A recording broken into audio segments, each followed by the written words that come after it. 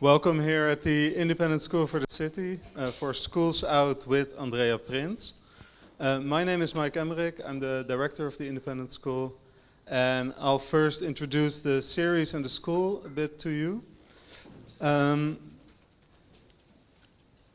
Back to School With series, we're here today for the first evening in a series of 3.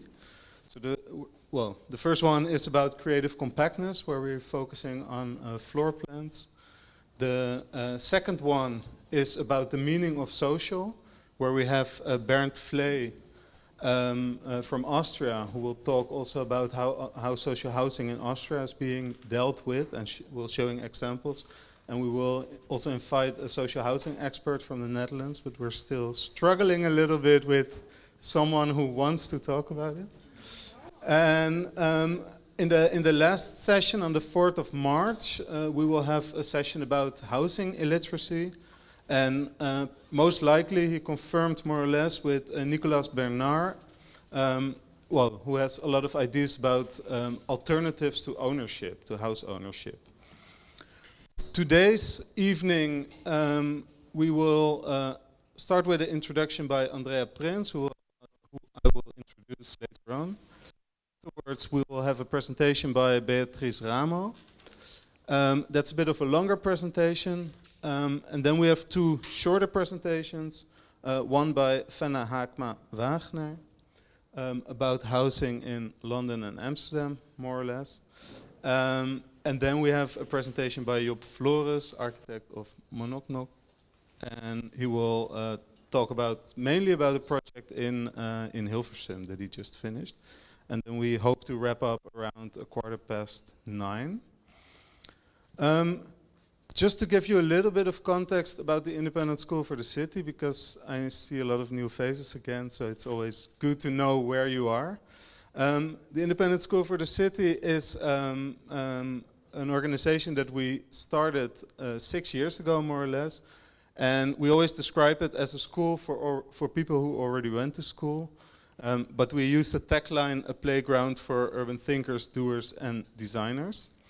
And the school is an initiative by 2 offices, our own office, where I'm part of, and some people in the crowd here as well, Crimson Historians and Urbanists, and together with SUS, who are just around the corner.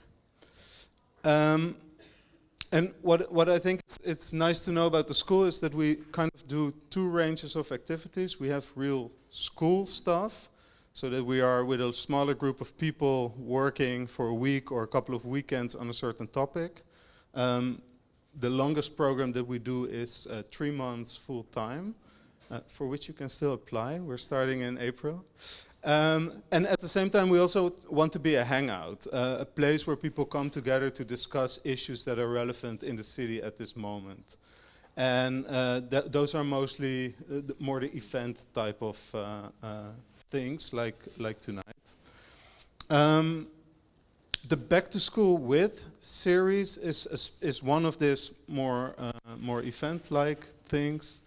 And that's a series in which we always invite someone that is working on a research project or is thinking about a certain topic. It's not per se a finished line of thinking, it's more ongoing research. And we ask that person to curate a series of 3 lectures to take us along in their line of thinking and their way of thinking. So we started with Marina Otero. We had a series of 3 about architecture for data storage. Afterwards, we had one with Rick ten Doeschate of Civic about the formal expression of public buildings. There was one with Arna Makic about architecture of memory. One with One Planet Port, which is a kind of a spin-off of Extinction Rebellion, focusing on a sustainable and just future for the port of Rotterdam. And we're actually wrapping up still a series with Lena Knappers and Bram van Ooyen about climate change and environmental justice. And now, today, we're starting one about social housing, so super happy to have you all here for that. Maybe just to give a brief overview of what we're doing at the school, because I think it's important to mention that as a school we kind of have an agenda. There are certain topics and also certain positions that we take as a school. And they kind of have to do with three major themes that we think are the main topics of cities at this moment. One is the Anthropocene, so climate change and the impact that we as a mankind have on the earth. The other deals with migration and superdiversity, so it has a bit more to do with the composition of the population in a city. And the last one is Right to the City, and that's about the affordability, but also the way that people can take kind of initiatives in their own environment. And I think this series very well fits in this topic of Right to the City. That just as a small introduction about the school. I would now like to give the floor to Andrea Prins, but not before I introduce you. So we asked Andrea to curate this lecture series because of her work and especially her writings on housing, and in particular social housing in the Netherlands. And Andrea was trained as an architect, and she worked for various design firms in the Netherlands and in Germany, but eventually completely switched to writing and research. And she now investigates and writes about the spatiality and the impact of spatial decisions that are made explicitly or implicitly by politicians, economists, planners, and architects, and the impact that they have on people's life. And in 2021, she published her book Wonen, so living, dwelling, housing, which is rooted in embodied field research and critical analysis of floor plan typologies. And that's also a topic that will be quite central to today's evening. Andrea will explain it further, so I'd like to give the floor and an applause for Andrea.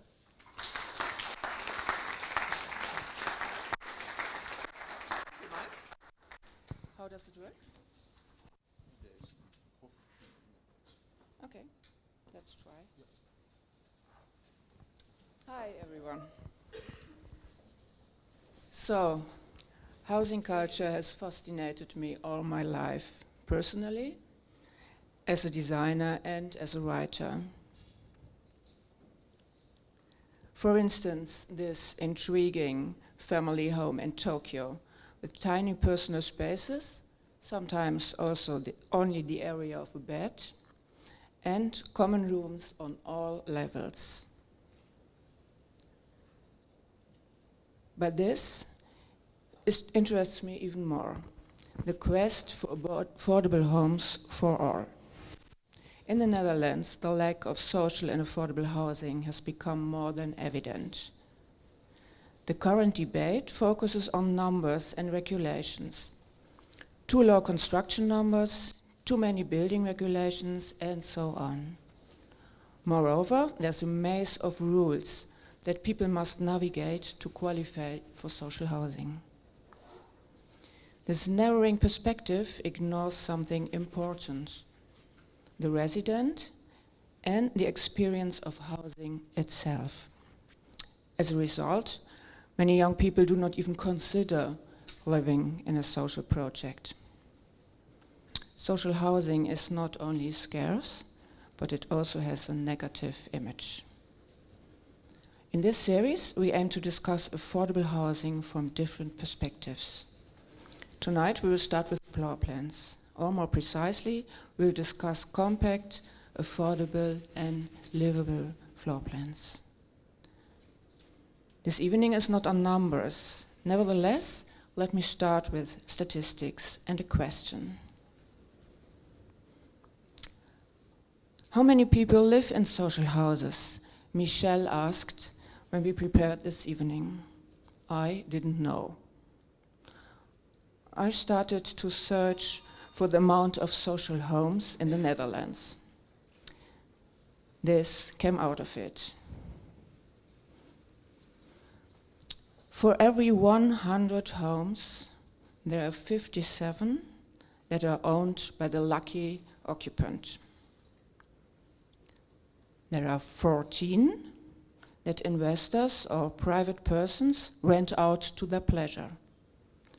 The rest, 29 homes, are managed by institutions like housing corporations. Yet, 2.7 of them are not social, but mid-price renting housing. And to make it even more confusing, an unknown number of private investors make their money by renting out an unknown number of social houses. These are statistics full of disclaimers. I still do not know how many social housings there are, but I'm not alone. No one seems to know exactly. It is thought that around 4 million people live in homes managed by housing corporations. Michel, it would be 22% of the inhabitants in Holland. Let's look at smallness. I confess, I do have a soft spot for small houses. I lived in them myself. I like to reduce stuff. It's less work to clean. And of course, a small house should mean lower housing costs. My hero is Simone de Beauvoir. Many years she lived in a hotel room with nearly no stuff of her own. She liked it that way. It was a statement, an anti-bourgeois way of living. Today, compact houses is presented as a hands-on solution to lower housing expenses. However, the call for compactness is not without risks, because what is compact and what is simply too small, and therefore lacks quality to live in. This is a Goshi-won unit in Seoul, South Korea. I lived there last year. In Seoul, housing shortage and extremely high prices led to this solution introduced by inventive entrepreneurs, small one-person units of 5 to 7 square meters, including the shower unit. It is the only affordable way of housing for people with lower salaries and for students. These micro units are so small that they may harm the mental health of residents. I learned by talking to inhabitants. A second example, flex housing in Rotterdam. An example of social housing by a private investor. Flex housing means temporary housing on a temporary location.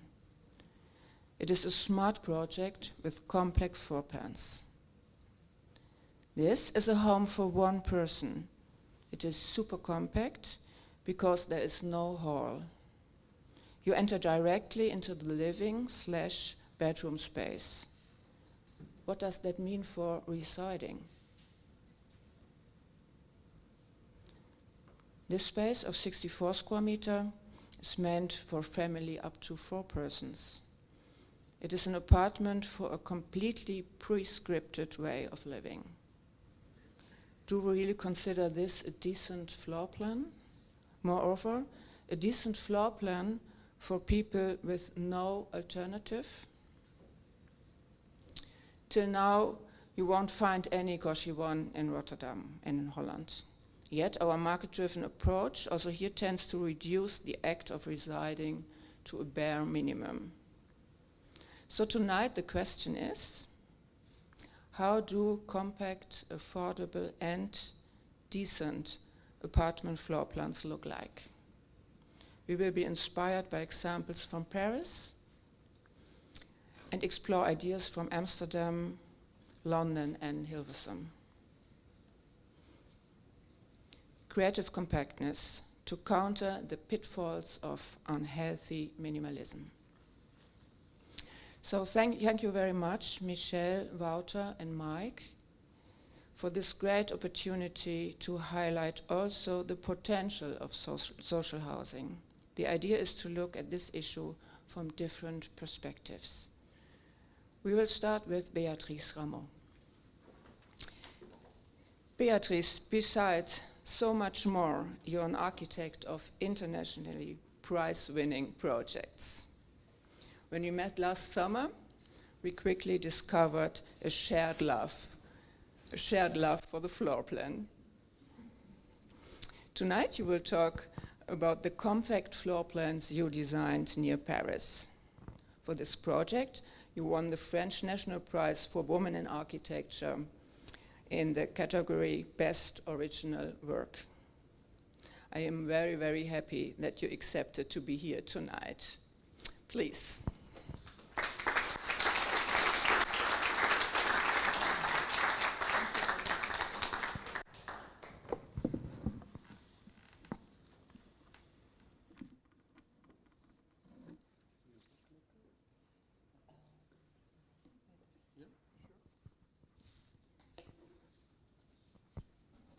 Yes, so thank you very much for this invitation to Crimson and Andrea for thinking about me for the creative compactness.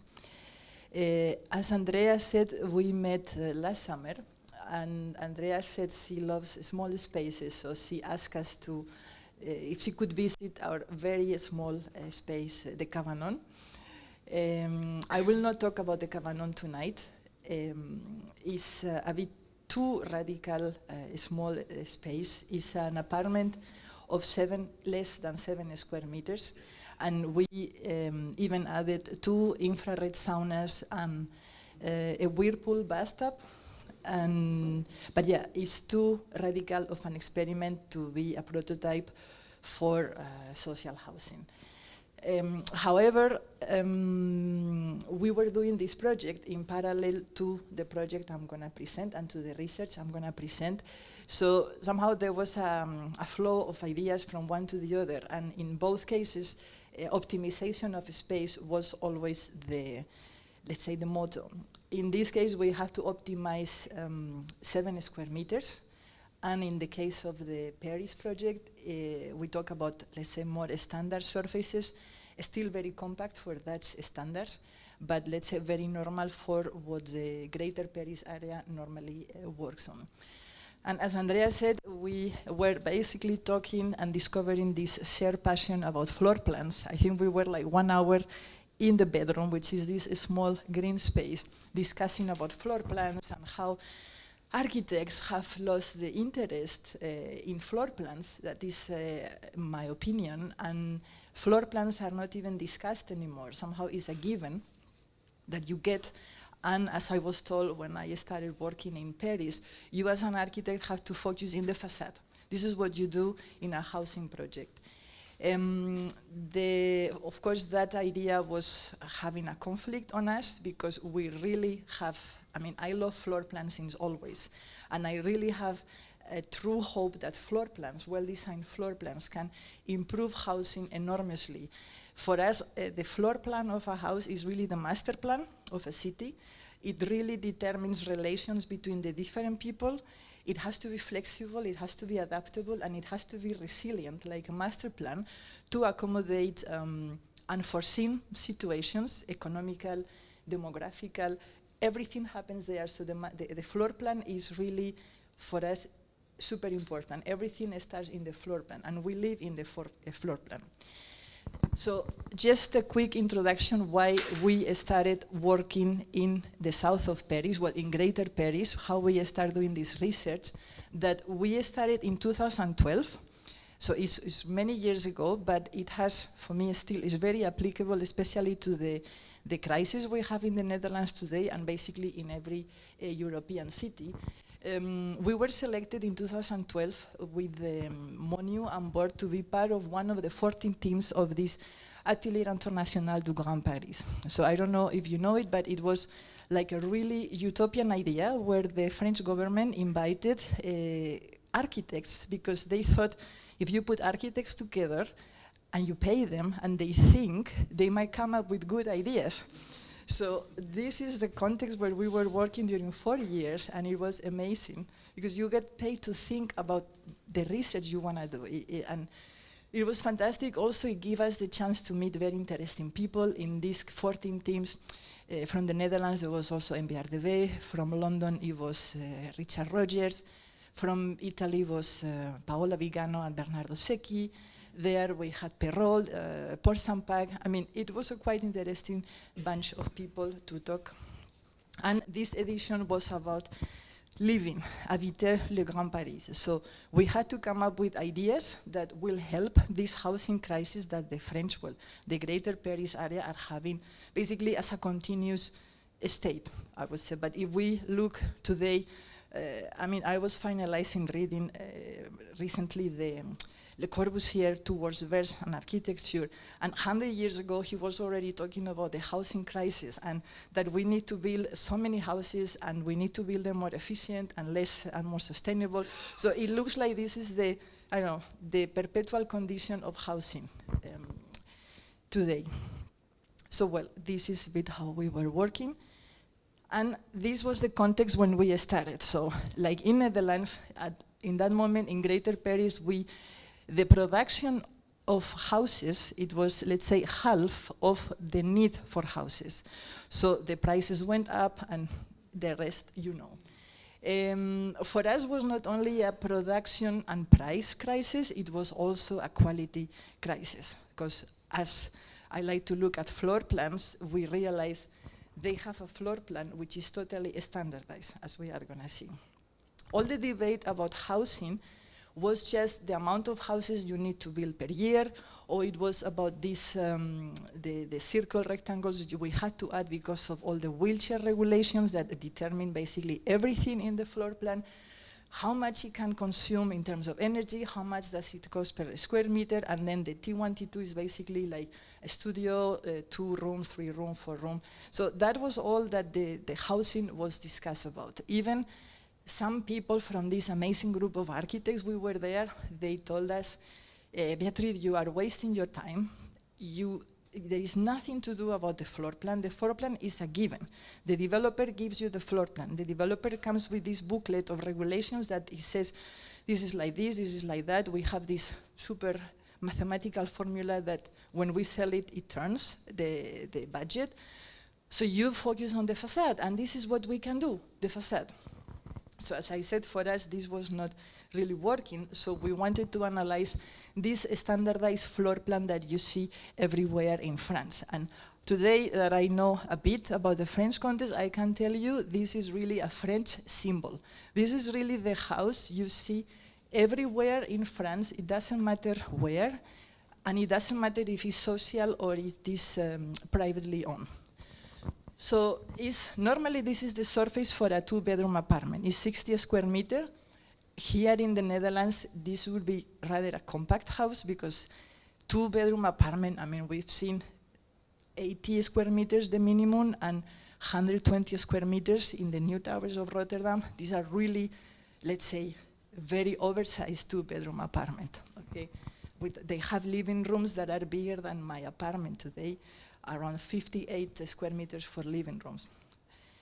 So this is what architects do in France when they do a housing project. So you know, French are very chic, so they cannot leave the facade in concrete like in China or in Seoul, but they don't mind to have standardized facade. In Greater Paris, they want a bit different.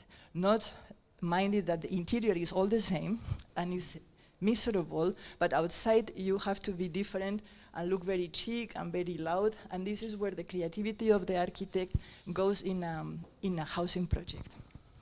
So well, let's analyze quickly how is the standardized apartment, because I think there are similarities with the Dutch, let's say the Dutch standards. Dutch also have this day-night. This is the first thing people do in France when they do a house, they divide day-night. I think they don't even wonder why they divide day and night, but this is the first thing they do. And then the second thing is humid spaces at the back, living spaces at the front. And then because of this regulation that entered into practice at that moment, where you have to go with the wheelchair basically everywhere in the house and in every apartment. Before it was 5%, and all of a sudden, every apartment had to do. This made an amazing damage to the floor plans.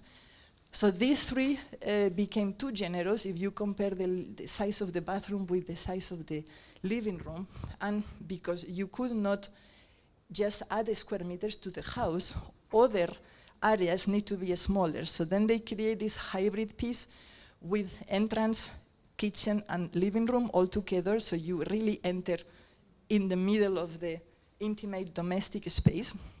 Of course, before there was a space for the kitchen and a space for the entrance, but the fact of making all the others bigger, this had to be reduced. But if you see, the creation of this new piece does not answer any domestic or social custom. It's just a pure economic and regulation consequence. Most of the times it's single-oriented.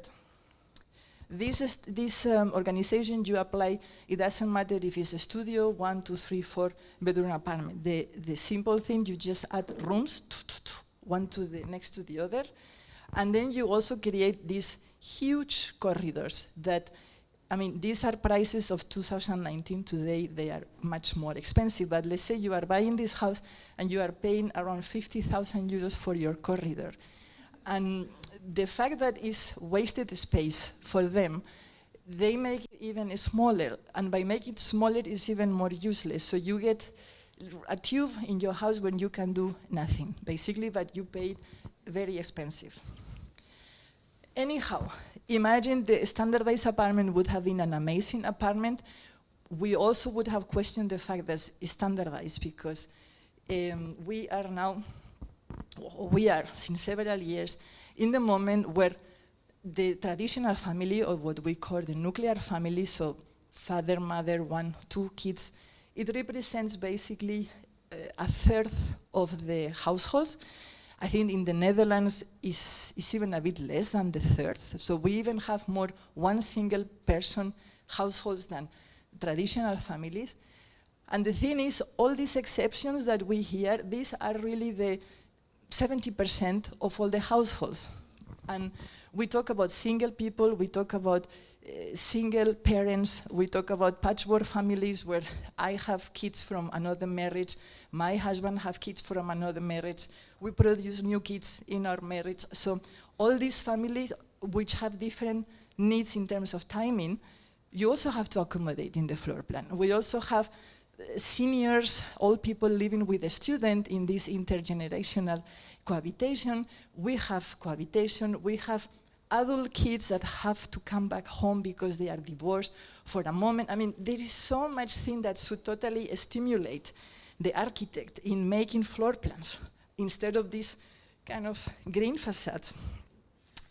And also there are a lot of situations like working at home, Airbnb, and so on, that have zero impact in this French floor plan. It's so well protected. So I love to see what happens inside the buildings. I mean, as a kid, I didn't like anything more than visiting the house of the neighbors and see how they are living and how my same floor plan would be different furnished. So I love to see inside. And this lithography from Bertal is called 5 Floors of the Parisian World. It's super nice. You don't see the facade, so you see the truth, what happens inside. Not this kind of cheap facade, and then you think that it's also great inside, but it is not.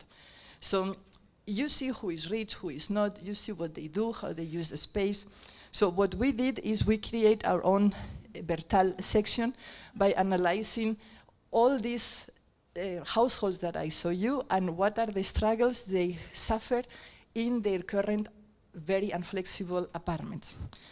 So then, yeah, it's all, we see the typical people sitting in an apartment, or the old lady that has too big of apartment, or the kids that come back home and there is no intimacy because they live next to the parents. So what we did is we analyze each of these cases. So I will show you some. And as we like floor plans, we create floor plan solutions for these problems. And we create principles because we like to work with principles. Principles can be applied to every floor plan. It's not a design, it's a principle. So here we see the typical case of an old person that lives in a 4, even 5-bedroom apartment.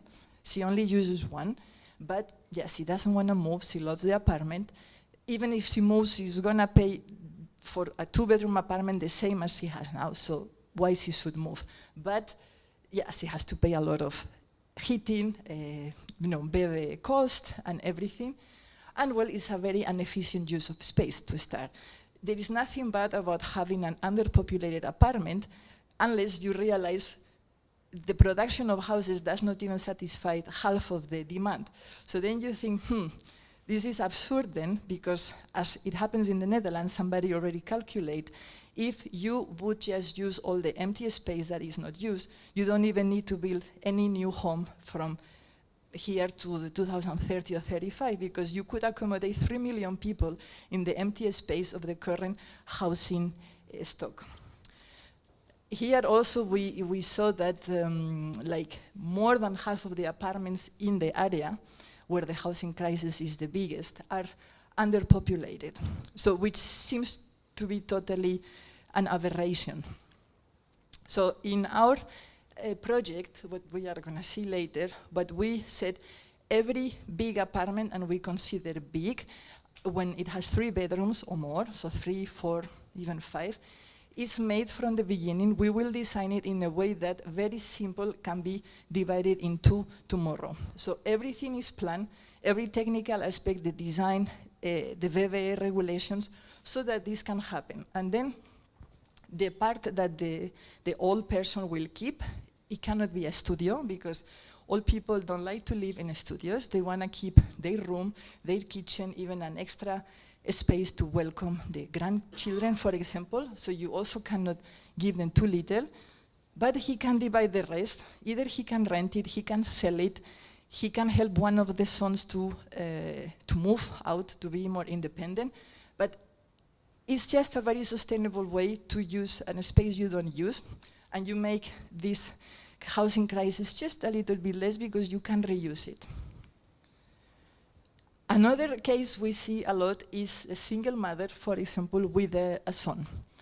A single mother with a son needs a 2-bedroom apartment, but as we see, I believe in Netherlands, maybe similar, but in Greater Paris, 40% of single parent families live below the poverty line, because it's just one salary and you have to maintain a whole house. So what happens is they end up in 1-bedroom apartment, but the mother usually has to open and fold the sofa every night. This creates a lot of psychological problems. For the mother, it's very difficult to restart a romantic life again. She doesn't have a space. She is very ungrounded to not having your own space. So what we do is we create this mini room. So it's like, we call it the alcove, but there is a window, there is equipment. So we add to the 1-bedroom apartment this small space that during the day can be open and it is part of the living room, but in the evening when the mother needs to go to bed, she has a space and she has intimacy and she has a place for herself. This device was so useful because it can also work for people working at home or for when you have guests, that we basically added to the 2, the 3, the 4-bedroom apartment to many of them. This is another situation we see, like a divorced father that has a 2-bedroom apartment because once per week or twice per month he has to welcome the son from her previous marriage.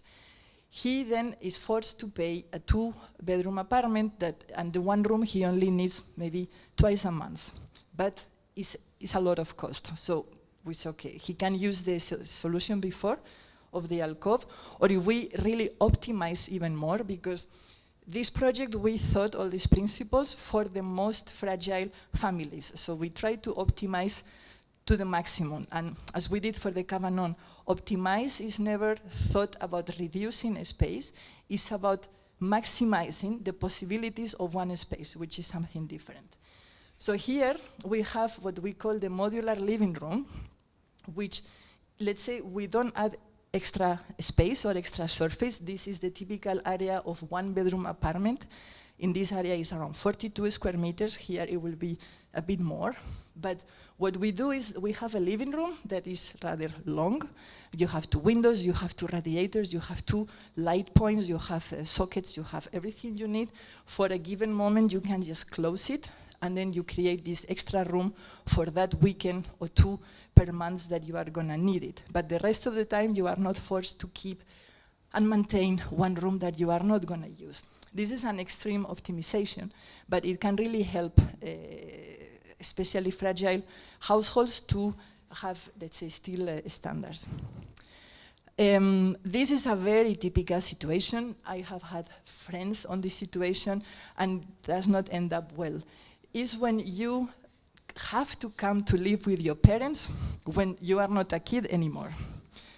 And then to live with your son when he's 12 is one thing, but when he's 38 is something else. And this can happen because the guy is divorced and needs 6 months something else, or he has lost his job and then he cannot afford his apartment, so then he comes back with the parents.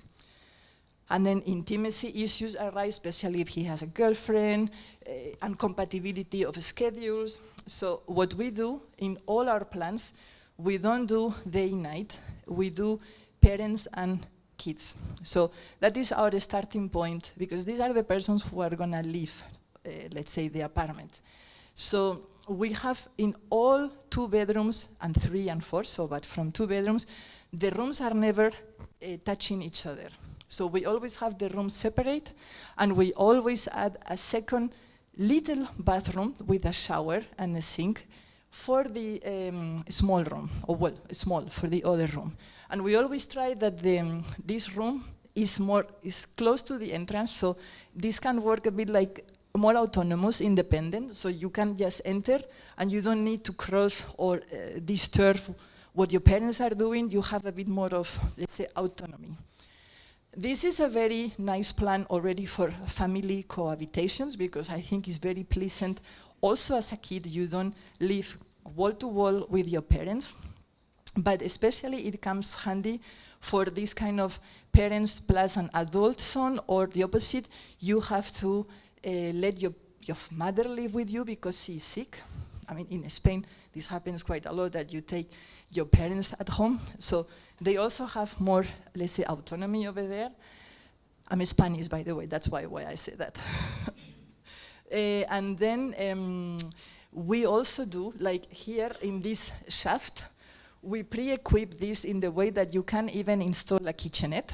So we prepare this for cases when you can rent this to a student, or you can even have this caregiver at home when you are old and you might need somebody there full time.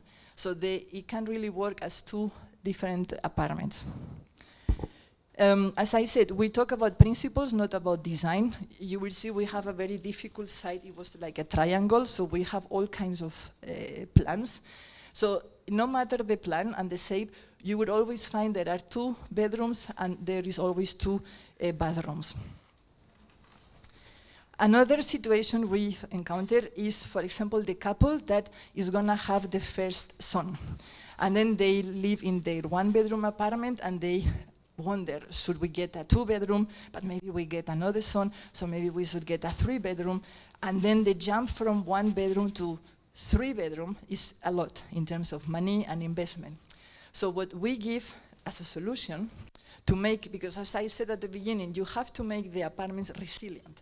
The apartment is the biggest investment of this person, so it has to give back to the person. It has to be a support for the change during the lifetime of the person. So we have these balconies that are possible to close.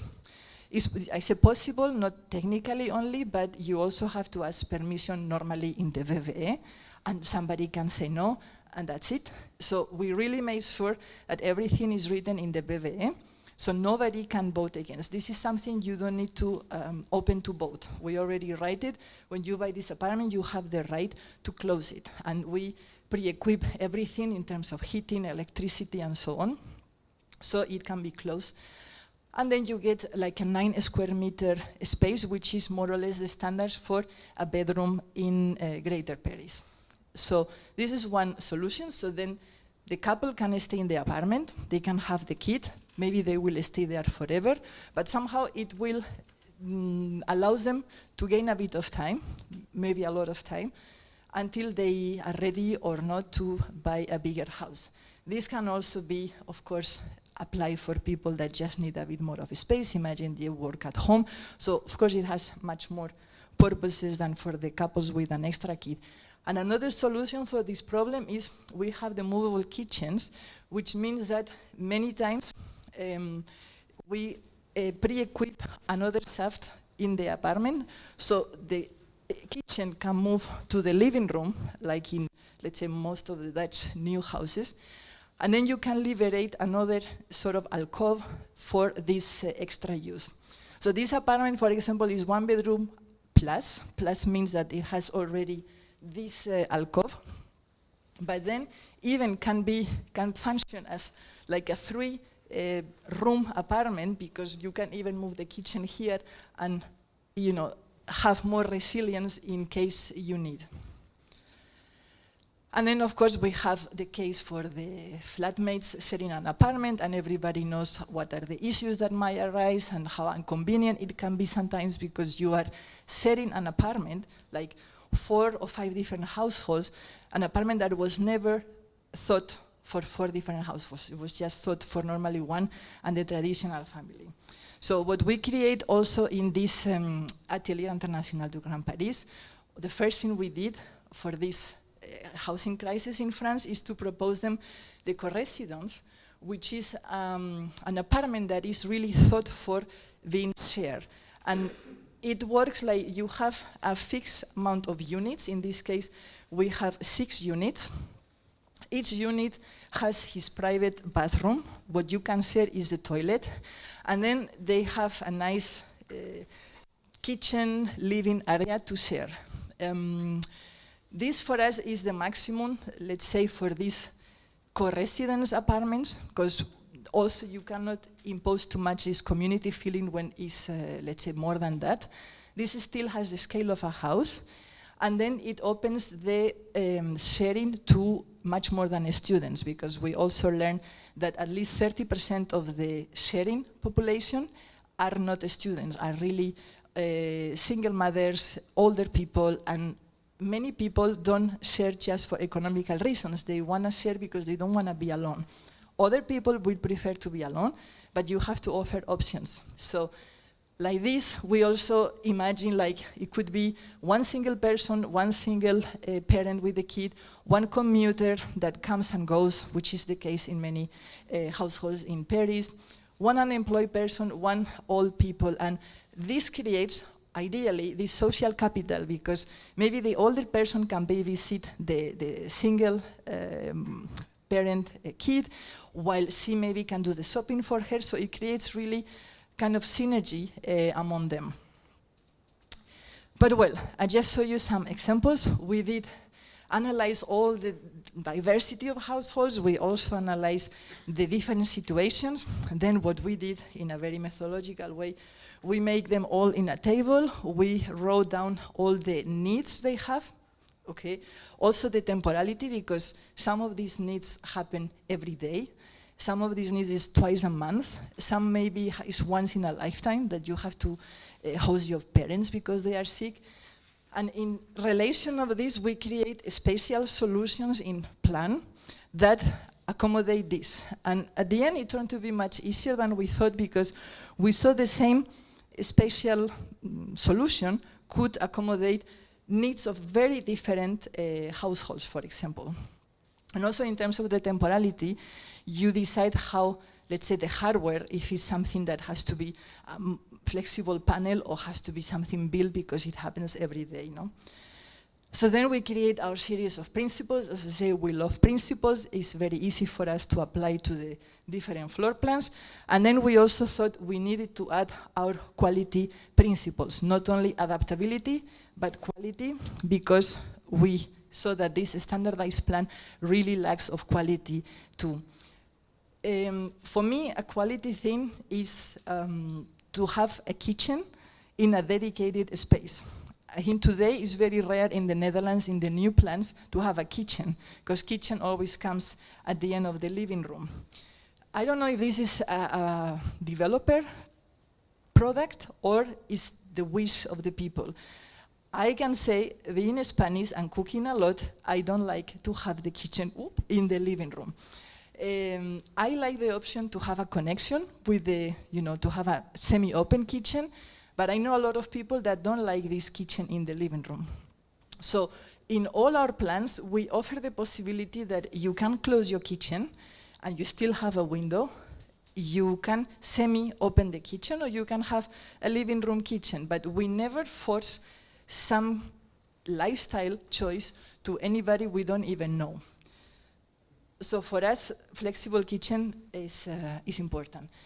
Also, we think it's very pleasant to have a window in the kitchen, because normally when you have a window at the end of the living room, they sometimes don't have a window, a kitchen, at the end of the living room, they don't have a window.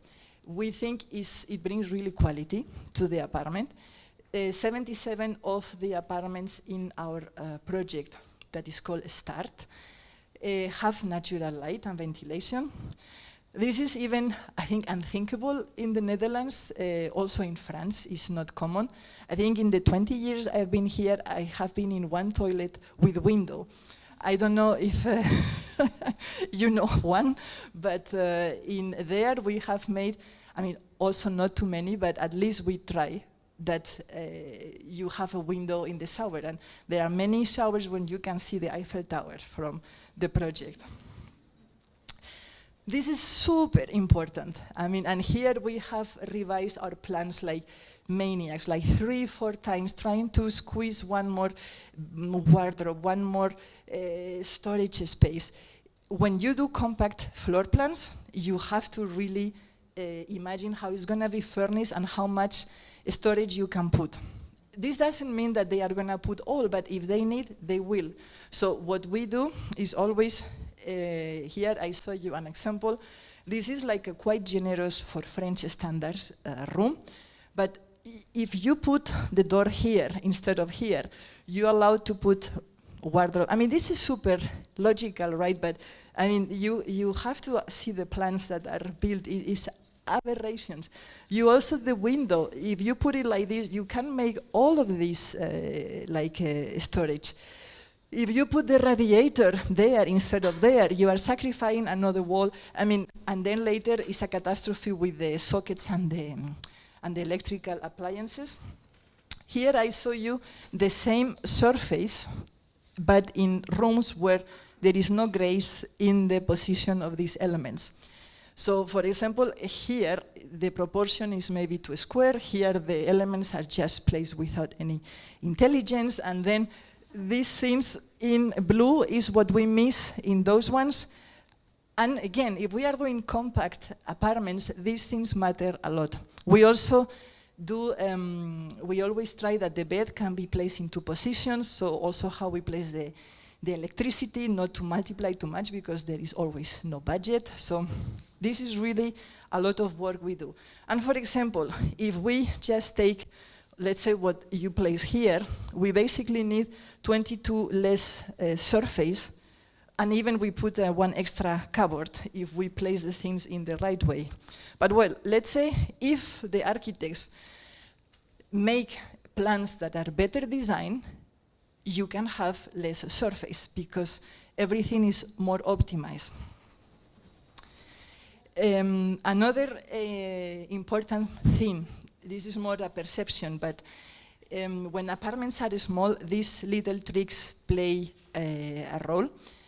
For example, when you have a corridor and at the end of the corridor there is a window, or when you can make a tour around your apartment, or when you open the door and then there is a long view, all these things, even if the apartment is still small, they give a perception of being bigger. Or like, for example, here, when you open the room in this position, in next to the facade, and you can see the linearity of the facade, all of these things make the space much bigger.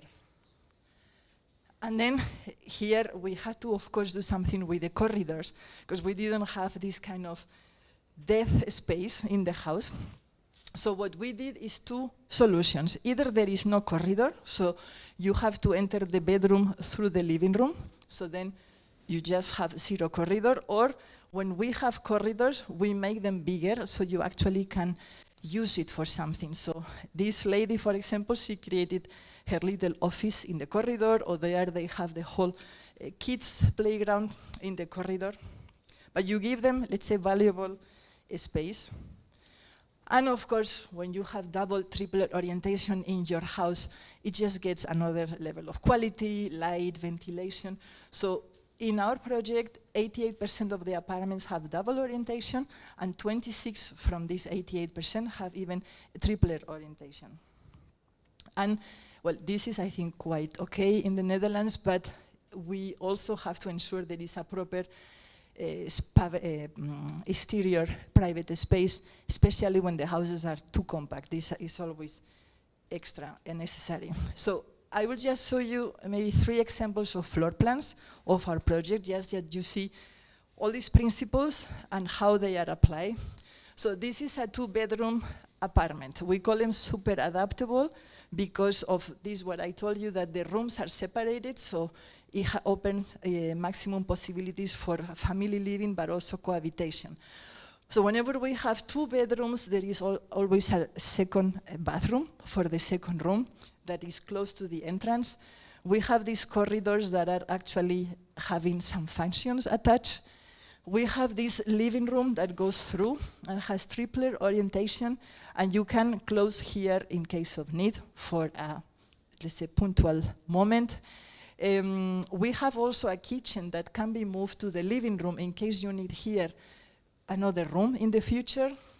This is lucky, it has 2 terraces. I mean, this doesn't happen all the time. Then we also have these long views, the possibility to make a tour in the apartment. We even pre-equip also to put an extra toilet here if you want, to put an extra kitchen here if you want. And what else? Well, and we have this triple orientation. Here, for example, is a bit more compact, and we have a 2-bedroom, but like always, one room is not next to each other. The second has the little bathroom.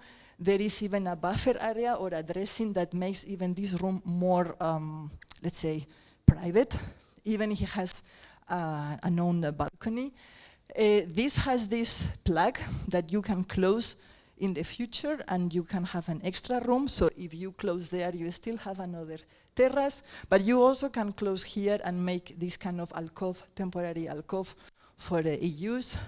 This is the maximization of the storage. Kitchen is always closed with glass, but you can open eventually or close it fully. Long views, double orientation. And this is the apartment you can divide in 2, for example. So this, we profit also from the structure to already decide where we are going to cut the apartment, because this already makes it tomorrow fireproof and acoustic for regulation.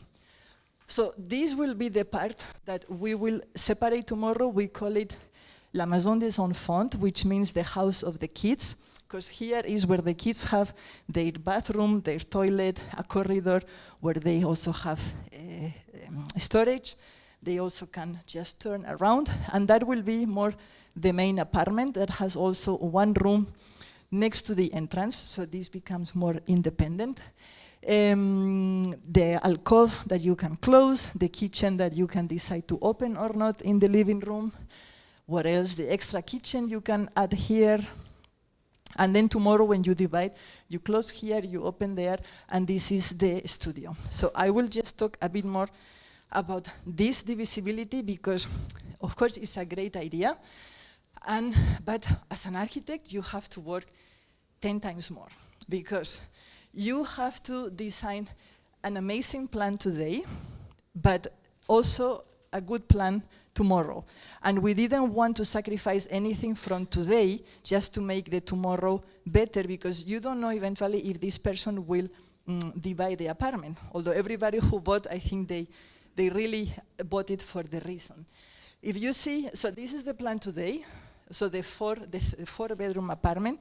This is the plan tomorrow. So you have a studio and a 2-bedroom apartment.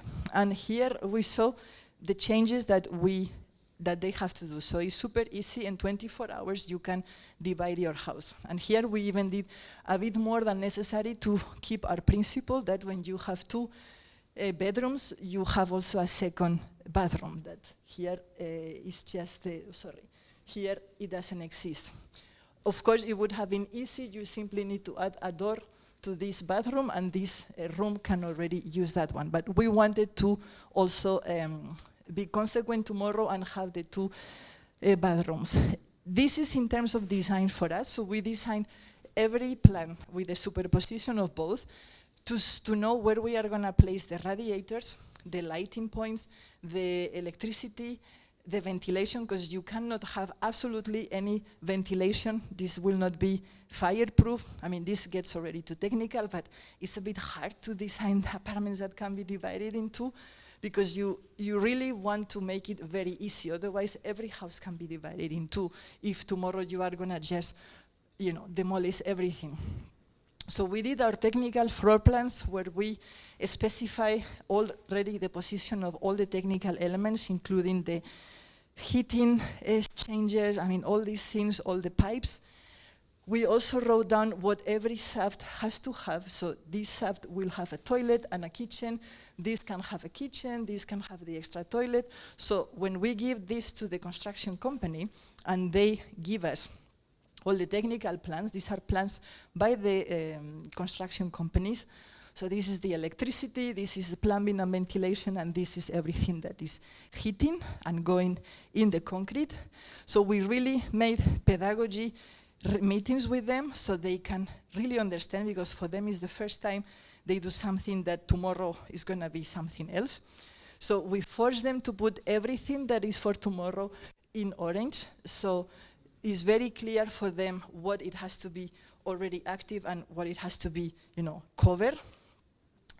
And so on. And as you see, there is, basically it's like if you design 2 apartments from the beginning, because there is nothing that will cross to the other one. It goes through the common areas, because otherwise tomorrow you have to demolish the floor, and that is not what we call divisible apartment. This will be really too much work.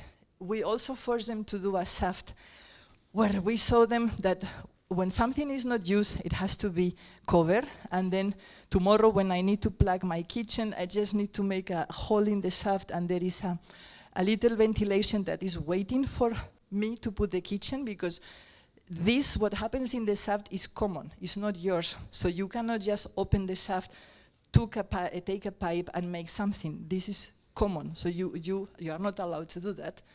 People do it, but you are not allowed to do that. So we already put this kind of arms that is for you. So let's say this is private, where it goes outside, but this is public, common for the house. So we did all these things so everybody gets to understand what they have to materialize in these shafts. We prepare these kind of instructions for the people that bought an apartment that can be divided.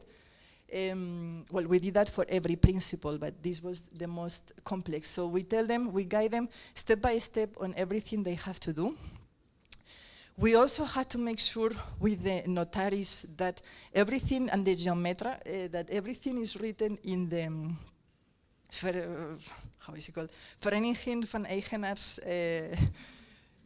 regulations, and in the deed of division, and this active and splitsing, and everything is like every apartment that is going to be divided, every apartment that can be groupable, because that is another thing I have not explained, but everything is already there to avoid that tomorrow one city neighbor is going to say, no, you cannot do that, because to divide an apartment, you need to open a door in the common circulation. So you are touching a common circulation. Somebody can say, no, you need my permission. So we really make sure all of these things are already here. So tomorrow is just for them a plug and play.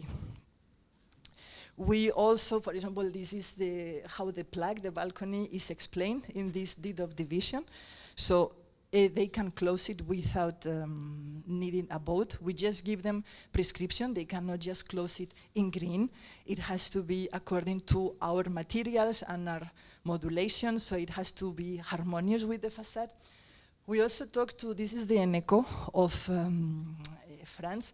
So that was the most hardcore of all, because we had to convince them that they had to put connections for, let's say, 50 apartments more than what, today we had 288, but after division you can reach, I don't know, 340.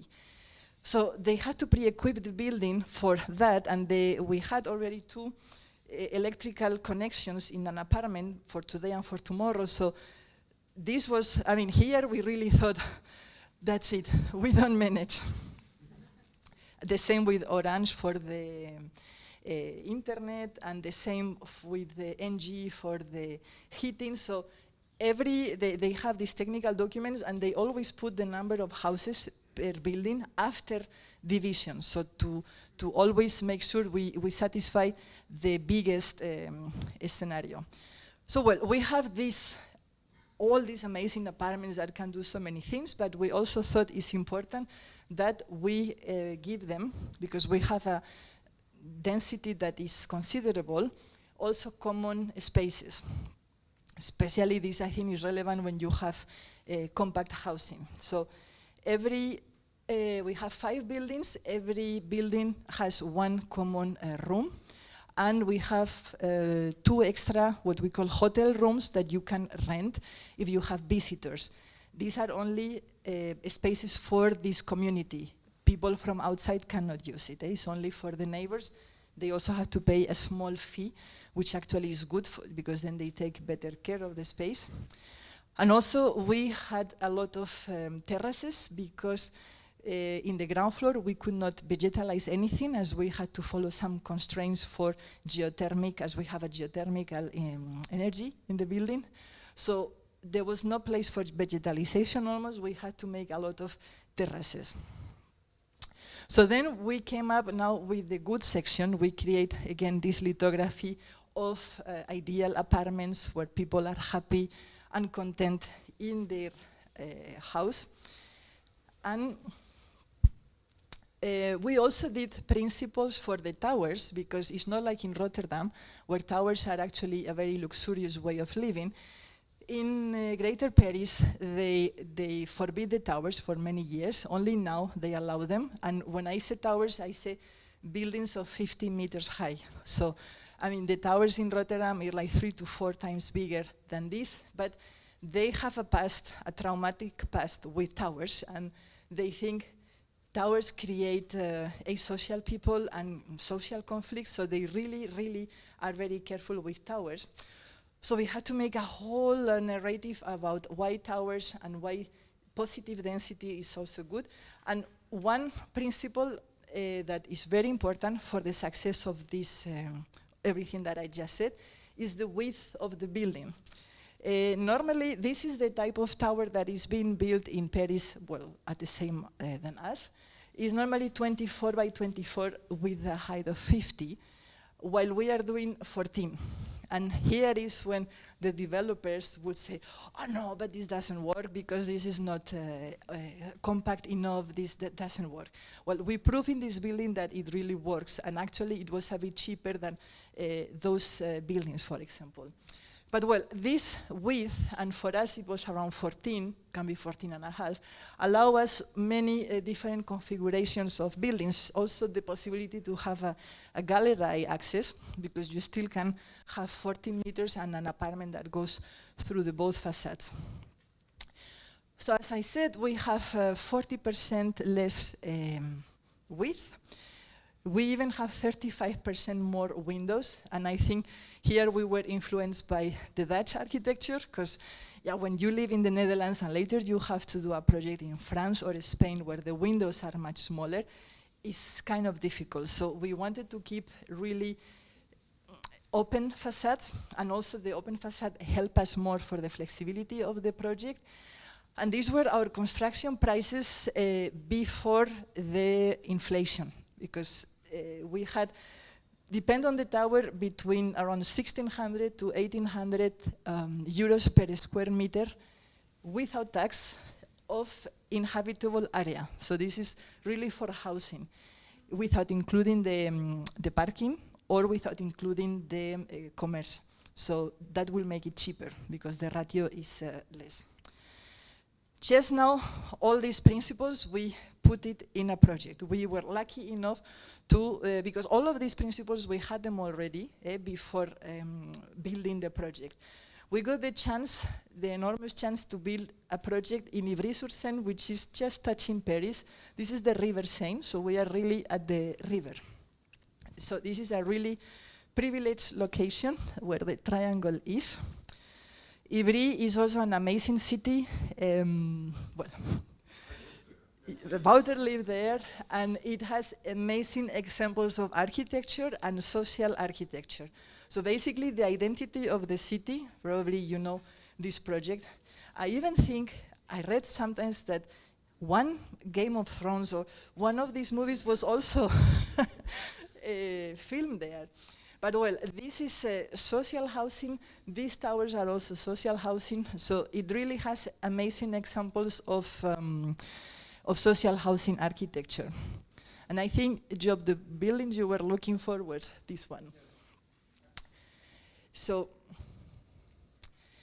this city is communist. It has been communist since 100 years. So they have a specific policy of housing. Every new project has to have 30 to 40 social housing for renting. And then these are the prices, so they fix the price for the developers. So a developer cannot sell to the price they want. I mean, we are next to Paris, just on the other side of the peripheric. The prices are double than this. So these were the prices in 2019, okay, that they had to apply, the developers. So the developers have very little margin for, for the profit. So they really had to, we have to make very cheap building costs, still offer all this flexibility, and the margin of the developers should not be jeopardized. So we had this ideal section that we will apply in these 5 buildings. Another thing that we experimented here and developers were horrified is that we wanted to mix social and private in the same building. Normally when they do that, they have 2 elevators, they have 2 stairs. It's like you cannot cross each other. It's no way that a social housing person meets me in the corridor.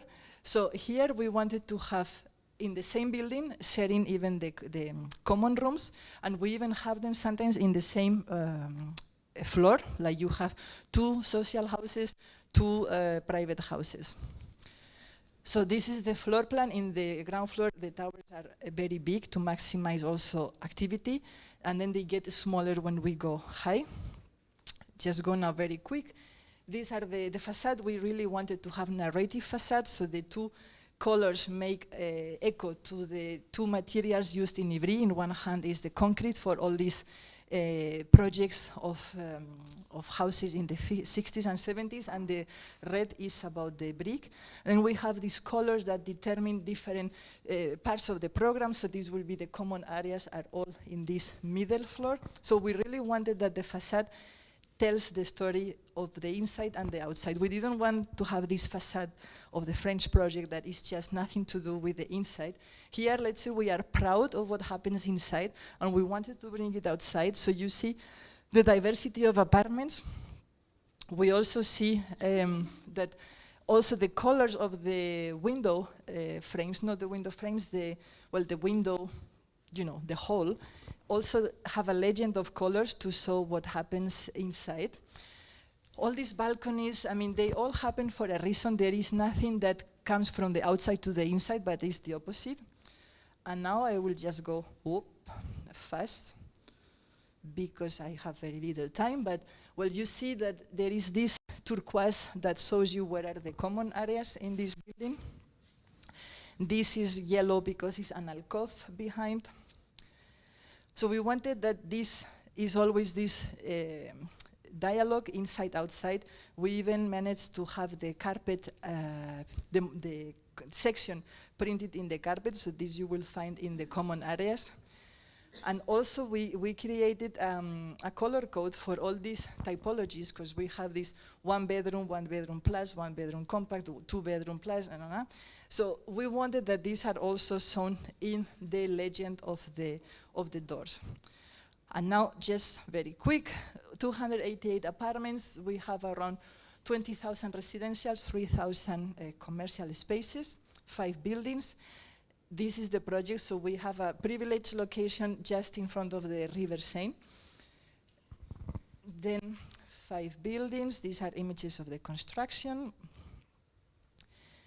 These are the different buildings. Sometimes the project looks beige, sometimes looks red, sometimes both.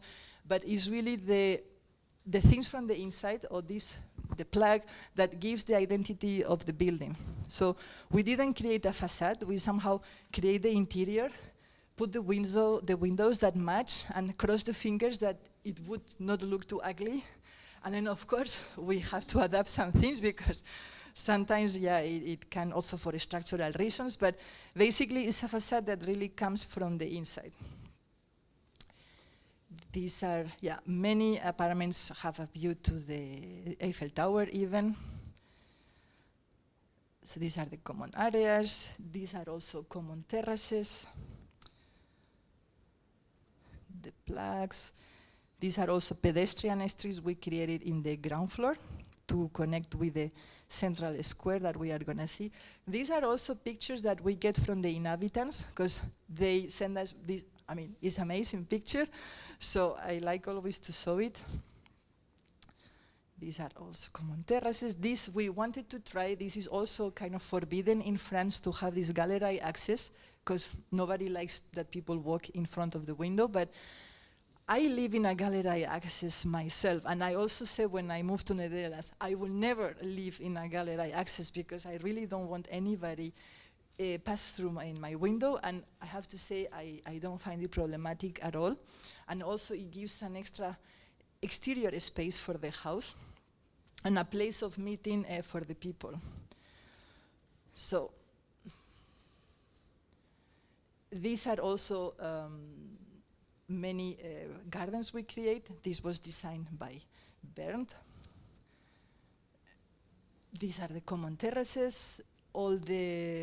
This is called Bernd because of Bernd. So we create the public space, the common areas, and the terraces, we give them our names. So there is also one terrace called Beatriz, there also one that is called like my mother. These are also there was no budget. I mean, we had a very tight budget, so we really have to play with the concrete and color concrete. These are the terrace in front of the plaque. This is a private terrace on the top floors where we have these huge big openings to make the towers lighter. These are the public space designed by Board. But well, as I said, there is 2 geothermal things that have to be protected. Initially, this was supposed to be just asphalt, but we really try with a lot of pedagogy to make a public space for the city. So today, this was almost finished. It looks more or less like this. These are pictures that we get from the owners, that they show us where the dog goes. This is, for example, a plaque that is a terrace. This is a plaque that has been closed already for a winter garden, and this is one that has been already closed for living. So you see, you have even parquet, heating, everything. This is one of the apartments of the last floors. On the top, we also have a bit higher apartments that have a mezzanine. This is, for example, one case where we don't have a panel yet, but we have divided the how you call the shutters, because in France there are shutters, it's not like in the Netherlands.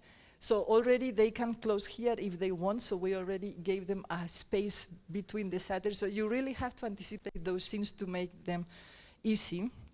This was now pictures I took in some visits we did. This has a difficult living room because he was in the triangle, but he made a very nice job with the furnishing. This I took in one of these terraces, double orientation. this is triplet orientation living room. His kid sees the Eiffel Tower and the Montmartre and the Library of Perrault and the Pantheon from the bedroom. This is another living room. This is a kitchen with double orientation, which is very pleasant.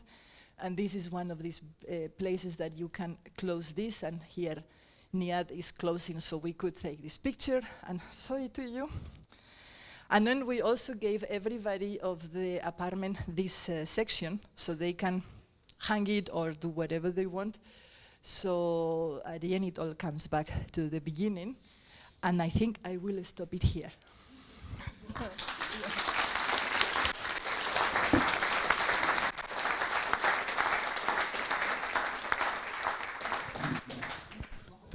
Thank you so much. We have a tight schedule, but I was thinking maybe there's one question or something to clarify something or something that's not clear. Not a whole, like, theoretical... Now, just a very practical question. How did you convince either the developer, or was it the help of the communist Ivry-sur-Seine government to do all of this? Well, this is a very good question, and I'm very happy you did it, because it was part of my lecture, but there was no time, so I kick it out. But I have it on the next. So, and this is the key why everything was possible. So we had an enlightened person in working for the municipality. That's why I was saying, Fenna, that it's super important that when in the municipality they are architects, because they have a totally different sensibility for those issues. So there was this company that managed the sites of the municipality, because when there are many, there is big area, the municipality doesn't do it, they hire a company, which is private-public. And then this person that was an architect and very enlightened, he says, okay, if we want to do different, we also have to design it different. So in a normal procedure, what happens here and everywhere, you have this, we call it the site manager, but it could be the municipality, that chooses one developer that comes already with his book of the truth about housing, and then he chooses 3 architects or 4 and makes them in competition, and the architects just do, renders with the sun, the birds, and beautiful facades, and then one wins, and that's it. And the architects basically start here. And he thought, well, like this, we are not going to achieve anything different, so let's do it different. And then he created this, what he called the inverse procedure, which basically is the key for the success of this project. The site manager, so this person, choose first the architect. So this is already a fundamental change in the whole story. He made a selection of architects. We had to submit a methodological note, and then we got selected. And then we create this prescription booklet, which basically was all these principles about housing, the alcove and the divisibility and the common areas and everything. And we worked them out together with him, the social housing corporations, basically the municipality, for 4 months. Also, we made a master plan for the project. And until all these principles were not, let's say, established, we didn't let any developer enter the process, because they will come with all, that is not possible, this doesn't work, no. So we already did all of this, we also had experts trying to prove that it works, so we were not just dreaming without any base. And then we put the developers in competition. So this is, not the architects, but the developers. This is very important, because when the developers are in competition, they leave the comfort zone, and all of a sudden they have to be open to accept and to at least to consider. So we had another 4 months of work with the 4 groups of developers in different sessions. They didn't want to meet each other. So it was morning, one, evening, another, and next day again. But that was one of the most fascinating stimulating processes of my entire life, because you were saying, okay, developers, today we are going to work in the divisibility of an apartment. How would you do it? And then one comes and tells you, oh, the most important thing is the VVE regulations. And the others say, no, but it's the building permission. You are changing the facades. So you get all this because they only see problems. So you get to find solutions. And then you make the concept every time more and more waterproof, okay? And at the end, because they all have different approaches, we cover everything, and then we have a concept that will totally work. Then, one developer is chosen, we ask them to answer, you know, that was also the thing. They had to make a booklet of how they are going to answer to every of our principles, and they have to say how much they are going to pay for the site. And then you would expect the municipality and the site manager will choose the one who offers the most. But as I said, this site manager was enlightened, and he didn't choose the one who offered the most, he chose the one who did the best methodological note. I gave my advice, I saw, okay, this is the one, it was the second, but I think there is really a totally different story. So at the end, they won, and then already our contract, because we had a contract with the site manager to do all of this, then our contract goes to the developer, but it's already, let's say, imposed, our honorarium, so we don't have to spend time, you know, negotiating this or that. So basically they get a project and they get an architect and our honorarium. So they have to accept everything. So this is key, because it would have taken so much more time to convince them to do this or to do the other. So to put the architect before and the developers in competition. So you had the right question.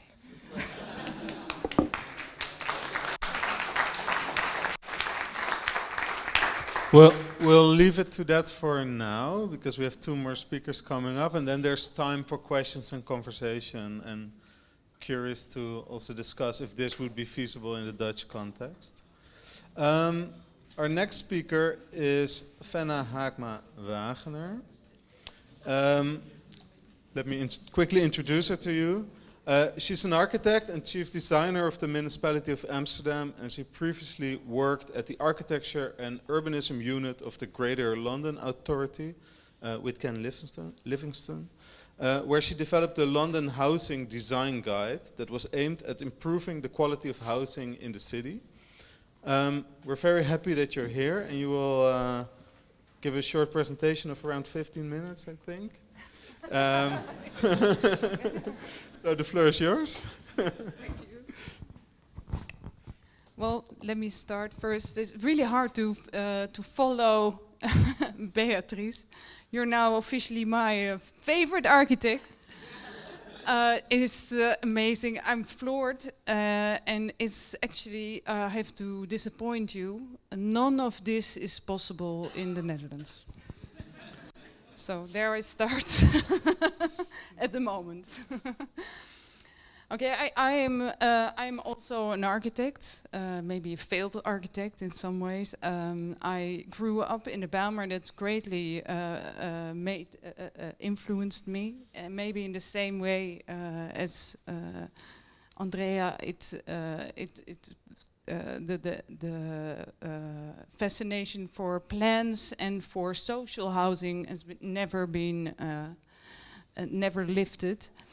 But I've never managed to make anything, to achieve anything in that floor. So I really failed, even as an urban designer. So let's start there.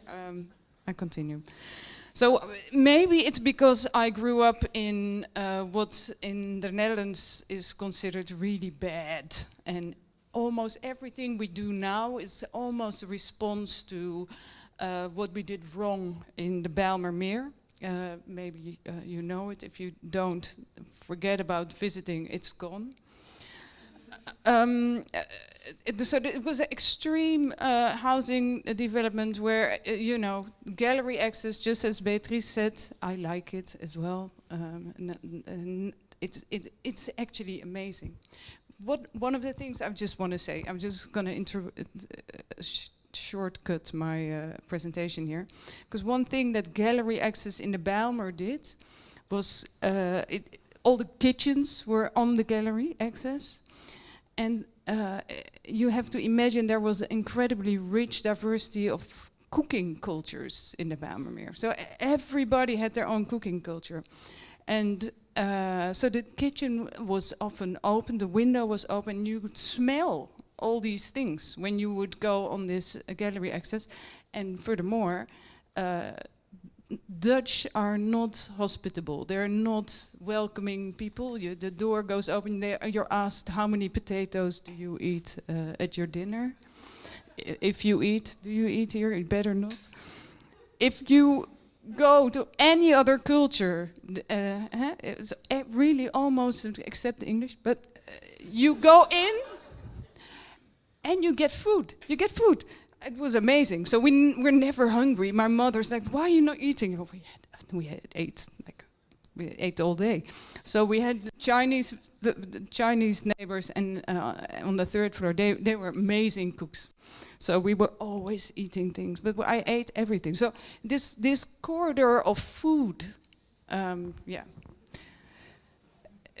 underestimated. You can't mimic that in a building with a levendige gevel, which has the corridor inside, because you can't never have the cooking. Okay, so I came back from London. I'll go into that later on. In 2018, I started working for the gemeente Amsterdam, and I got the task to work on this zone, a zone that actually is part of the AUP, the Amsterdam expansion zone plan that included a lot of housing. And actually, Beatriz, her story was almost like going back until to the 1930s, when people were really thinking about how should people live. And these people did. This is Van Eesteren and Jacoba Mulder. And they're here. I gave them the impossible task to fill up their carefully considered plan. And that's my job. That's what I do. I fill up the AUP. So here is actually what you saw in post-war is a really quick expansion, and sorry, it's a quick expansion of Amsterdam, almost in one go, whole housing areas, but the zone where I work, which is the zone in the middle, that is now between the train track and the A10, the highway. There was a zone where all the other things were. So not the housing, but the offices, the schools, the hospitals, churches, and all because they were very easy to get to. So what you can see is that zone kind of became more mixed and more without identity, but it was also, according to the structuurvisie van Amsterdam, of the municipality, the zone where we could just, because it had no character whatsoever anyway, we could just add more. And so this was my task. And also one of the other tasks was to add more exactly where you have that infrastructure, which is also noise, and to add more where there is currently sometimes a housing quality, but to kind of take away from this kind of open space, because that doesn't have much quality on the ground floor, and to make clear blocks. And here you see what we recently delivered, which is a levendige straat full of cycle parking. That's what we have to do. Anyway, so the housing, I noticed straight away, because I came from London. I had spent my time thinking about how can we make it better there. And I came back here in Amsterdam thinking, here, at least here, I can do something really good. But already then they were starting to, you started seeing the houses getting smaller and smaller, and often without much thought into the plan.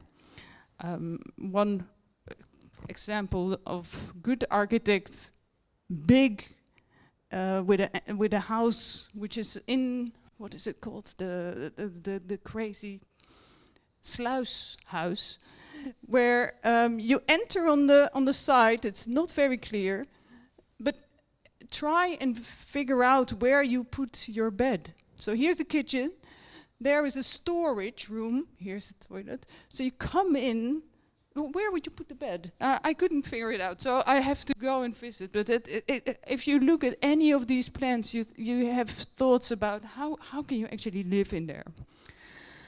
So what happened and what is happening? One of the things that I'm going to run you through a few things that we see a lot.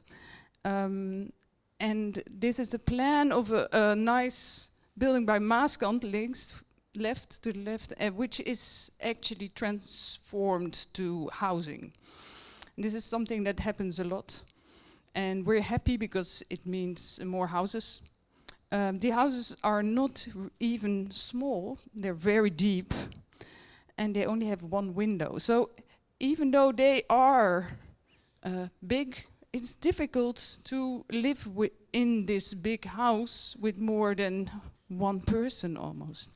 If you compare the relative floor to facade area, you can see here on the right side in red the facade that you need to, the building I grew up in, Kleiburg, has, and another one which is almost the same square meters as the one you see on the left side. So much more, and you saw it in Beatriz, her show, that you just need, for a good plan, you need facade.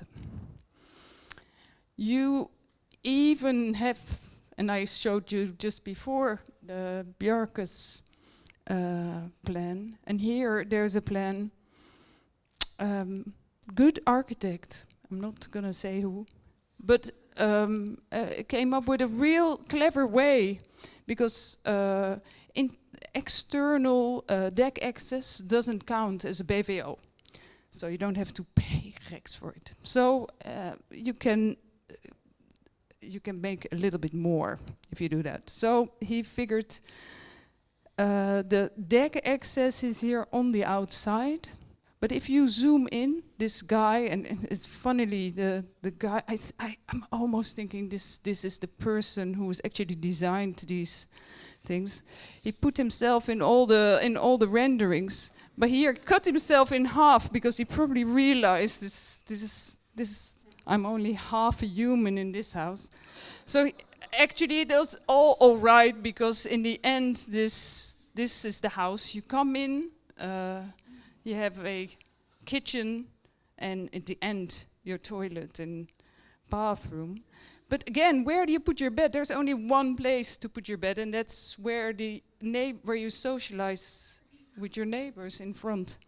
So he can at least enjoy his coffee as a whole human being here, or even more in the area where he meets his fellow half-humans. This is another project, and I almost want to ask you who can see what it. This is a place where people return who have in New West. A plan designed for people who return to their social homes that have been demolished. Actually, quite a nice block, but with water problems. So everybody was screaming for a new house, and this is what they get. You come in through the storage entrance. So on the south, this side are storage boxes, and this is a double house, so it has a staircase inside, and these are exactly the type of people that I was talking about earlier, the people with cooking cultures, and this is where they're gonna eat and cook. You come in, there's a kitchen, and the toilet's right opposite the fridge. I mean, so this is the kind of plans that I end up seeing because of further densification, further negotiations into how much more can we squeeze in, and a real push to have as many homes as we can have. You also have problems with the access. I mean, just clear. Just imagine getting your couch out of these lifts and into your house. Whatever. It's built. We can ask how people did it. Another problem you see is lots in my areas where you have buildings that are single aspect towards sound.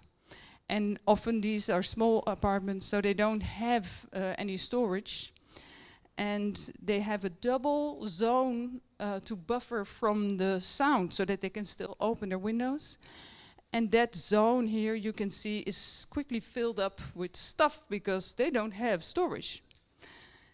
These are things that I collect so that the next time it almost happens, I can say, well, we don't want that because it matters.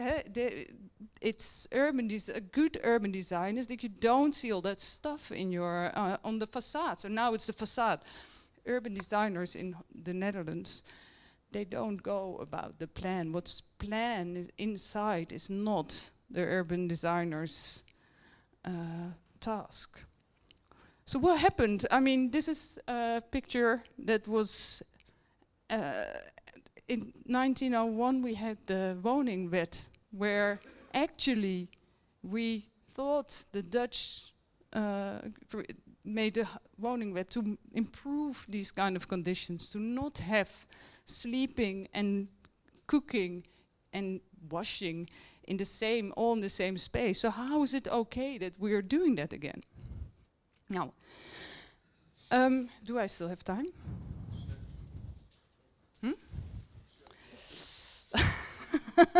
A quiz. Yeah, who knows more than 3 people? So when I arrived in Amsterdam, I tried to understand what was going on. So I said, like, well, what happened? I thought there was a culture of housing, a great housing, and how and when did things go wrong? And I concluded that it started already with Haakma, and there was a bruteringsakkoord. I have no way. How do you translate that? Anyway, it ended up the Dutch Amsterdam Council, the DRO, also had a stedelijke woningdienst, an urban housing department, and that was totally abolished. And there's a whole series of further, actually almost cultural changes to how our departments worked. A total segregation of the Department of Housing that doesn't say anything about quality except for about rats and humidity and things like that. But nothing about size or quality or things that Beatriz talks about. So there was a culture of making good plans. Structurally, that's actually gone. And even things that are actually well meant, like we had a policy, and we still have a policy of 40-40-20, which means when you develop, you have to make 40% social, 40% middelduur, with like, a little bit more, but in between the moderate rent, and then you have the free market sector, and that's 20%. And that's good, but because it's all counted in amount of homes and not in amount of people, it means that the social part, the 40%, is made in the smallest possible section, which is the smallest houses. So we get an almost increase in inequality, with sometimes really big inflated houses in the free market sector, and very small houses in the social sector. This doesn't happen everywhere, but in Amsterdam you see especially this getting more and more common. And so in the social sector, there hardly has been in terms of building by developers any housing for families. So where is the bottom? Where do we go? This is because this is the diagram kind of ends up like is this, and I was actually told to no, it's gonna get better. So I in 2020 22 I think I drew this, and so I was just like, okay, maybe it goes up, but it's actually gone down. So this was a warning that I kept in, and it's a Californian university campus where there is a big block. It looks like a lot of windows, but only the outside has windows. And so these houses, they have, or these rooms along this corridor, they have light in the ceiling and some kind of daylight mimicking light fitting. So no windows.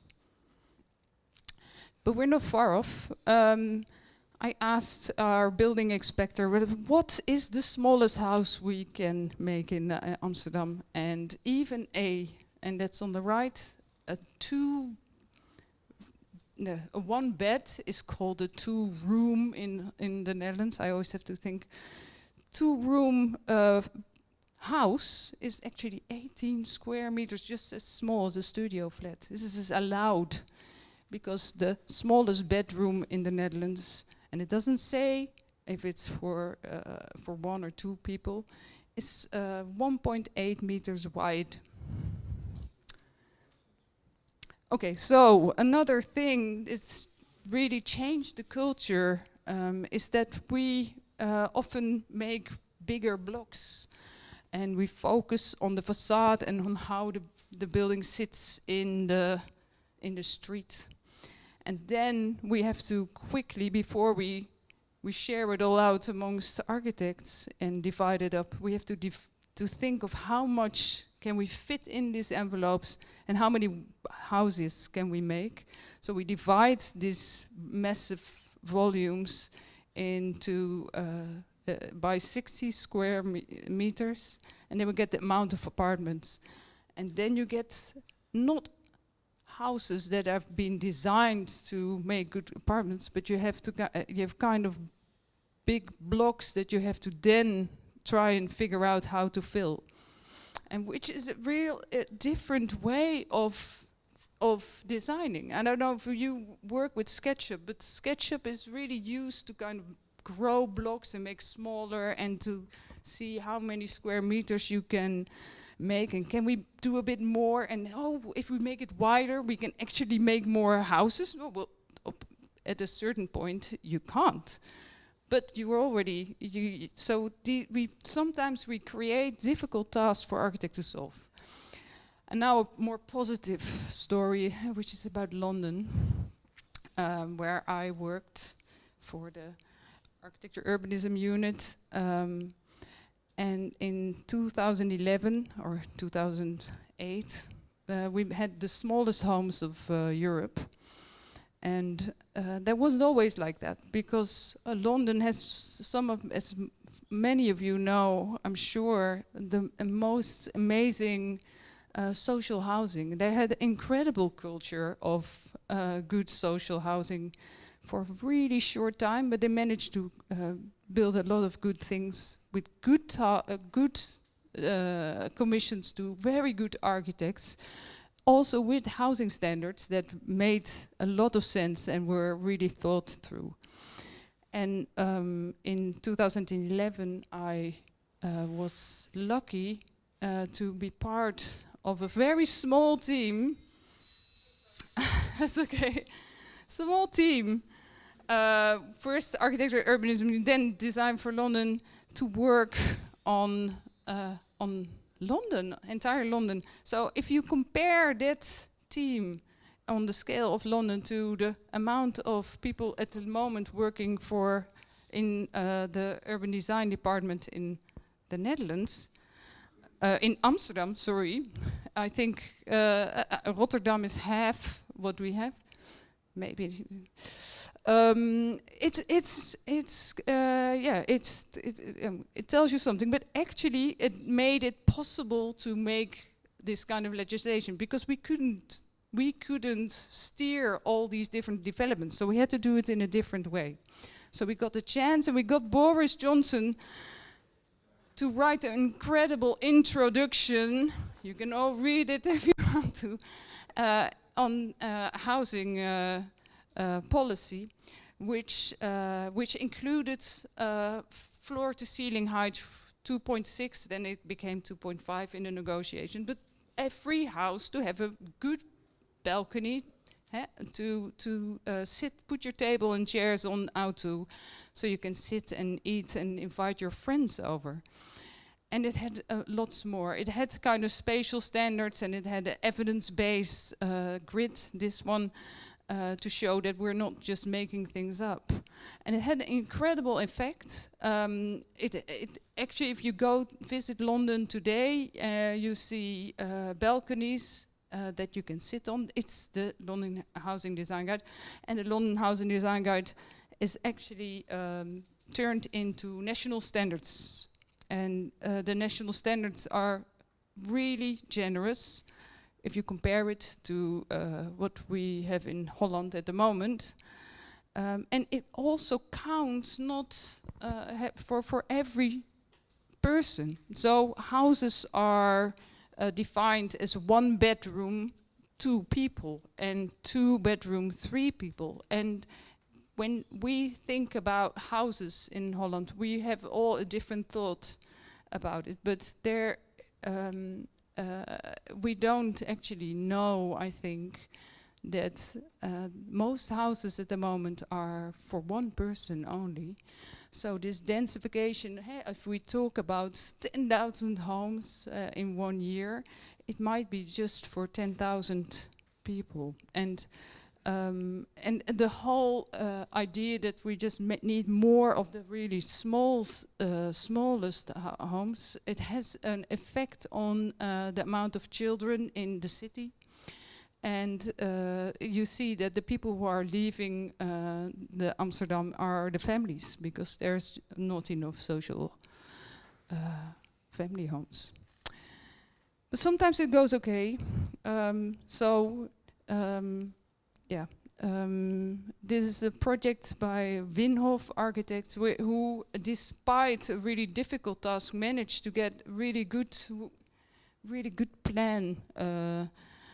And it's precise, or good plans, relatively good plans. These are houses of 32 square meters. Some are a bit smaller. These are on the ground floor. These are the worst, but higher up they have corner windows. But what you see is that that despite them being really small, you actually have long views out. You have a zone for your bed that can be more or less private. You can almost imagine living here for a little while with a friend. But this is as good as it gets at the moment. I was asked to give some hopeful message. So I asked Common Practice, who are in the room today, to share with me their really incredible study of good, fair. How would you translate it? Fair floor plans, just floor plans, where they kind of made a whole series of investigations. How would you? How do you use? How can you flexibly? What are the best plans, and why are they good? And that is almost if they have a lot of good, usable wall space. and you can maybe, like Beatriz, use them in different ways. You can vary the ways you put your furniture up. You can change the way you use it. You can live there with more, and you can live there with by yourself and use all the spaces in different ways. Again, beautiful conclusion that they, and I think all this stuff is useful in the future when we change the discussion and the conversation in the Netherlands again about quality. This is me in the Bijlmermeer again. And just to show that there was also real thought into the plan. Here you see this is a wall made of linoleum. What is it in English? Folded lino that you could stretch it and close it to have this extra space that my parents used to had their bedroom in. But they opened it, and we were playing on their bed, but it made the whole became part of the living room, and it made it really spacious, and also a separate kitchen, but with a window, so you could see your mum. But my mum liked to close it when she was really cooking, because we were too nosy. But you feel just in this picture how that space, which was really not so big, but with rooms of 3.6 meter wide, was really very flexible, and could be by the very many different cultures, was always totally differently with totally different interiors. So every house was so different from the inside, and that was nice about the Bijlmermeer, and I think this is what we should aim for, even in the smallest homes.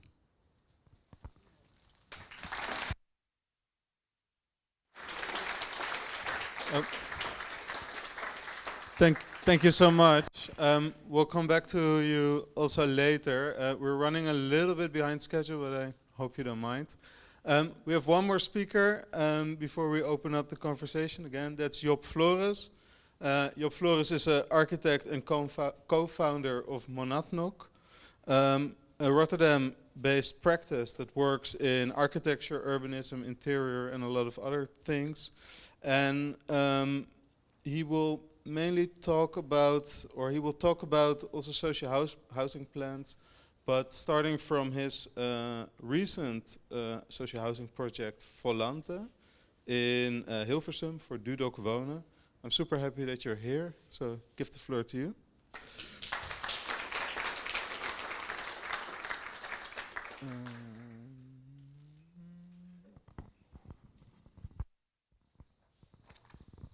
Thank you.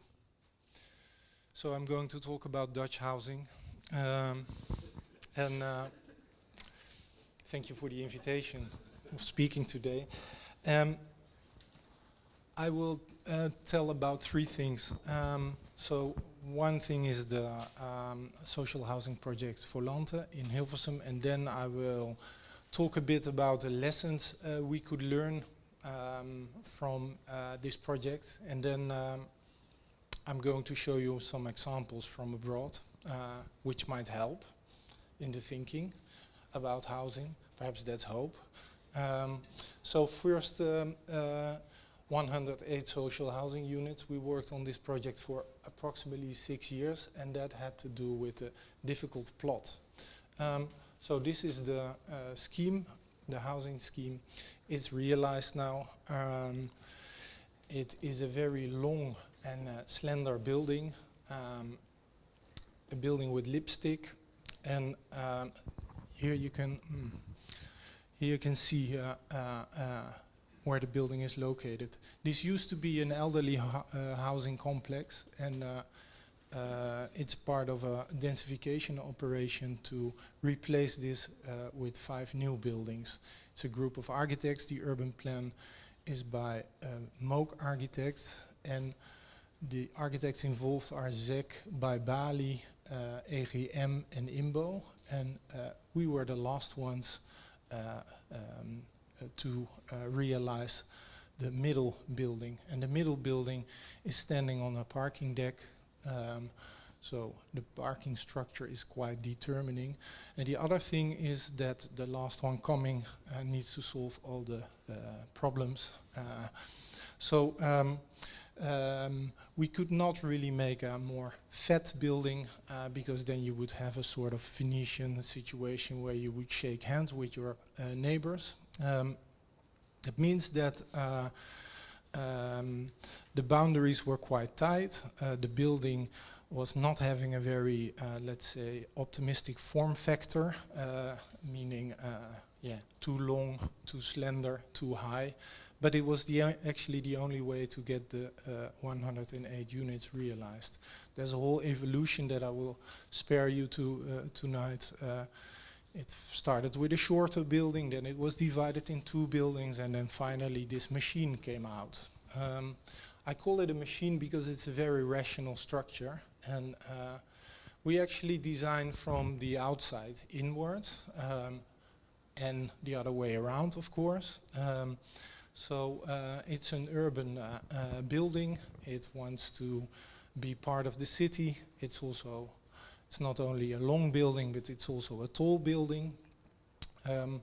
In order to avoid the building to be very, let's say, like a wall, we've cut it up in 2 parts, and in the middle there's the entrance. And one part is higher, the other part is lower. This is the higher part. And because it was so much enclosed between the other buildings, we could actually only let the heads of the building speak to the rest of the neighborhood, you could say, while the long facades are very repetitive. It's a bit like a hamburger because it contains different layers of colors, but also different layers of facade themes, which have small, subtle changes. For us, it's quite intriguing to work on an urban facade made out of one material, or as much as possible made out of one material, brick, because it ages very well. This is also a very hard brick. I will also talk about the plans, but I would like to spend some time on the facades as well. That means that we tried to create a grid over the facade which solves all the problems of dilatation joints, verticals and horizontals are all covered and tucked away in the armpits of the grid. And of course you then have a crossing of horizontals and verticals, and that's where the fun starts. Then we make an ornament. That's what we learned from Semper, for example, where polychromy and also knotting starts to appear. And these are themes that inform the facade. This is what you can see when you enter in the middle from between the 2 existing buildings by Zek and by Bali. This is the main entrance. And again, the main entrance here. For us, it was also, as nowadays, we actually don't make buildings out of massive material any longer. We assemble buildings in thin layers. We thought it would be good to also give every element its own individual color. So to actually emphasize this act of assembly. The knots between the horizontals and verticals slightly change, and here you can see how the long facades actually create a level of tangibility. Nevertheless, it remains a very big and long facade, of course. Now the plans. The bays are very repetitive. We had to work quite long to find a very efficient system to make this building a bit feasible. That means that we have a typology of a middle corridor and single orientated units. These units are not, let's say, 49.9 square meters, just below 50, like Fenna explained to us. This is also the reality here in this social housing complex. I don't know if I mentioned it, but it's for starters. Well, I will now dive into the second part, because we had to be very lean and mean to get it as efficient as possible. It's also a concrete structure with a regular bay width. Now, what did we learn from Volante? Of course, we had all kinds of discussions with our client about, for example, flexibility and sustainability towards the future. And one of the remarks that we encountered was, yes, but we have a very large amount of housing. We have small houses, we have big houses, we have big houses, so we don't need the flexibility because in this building we make small units.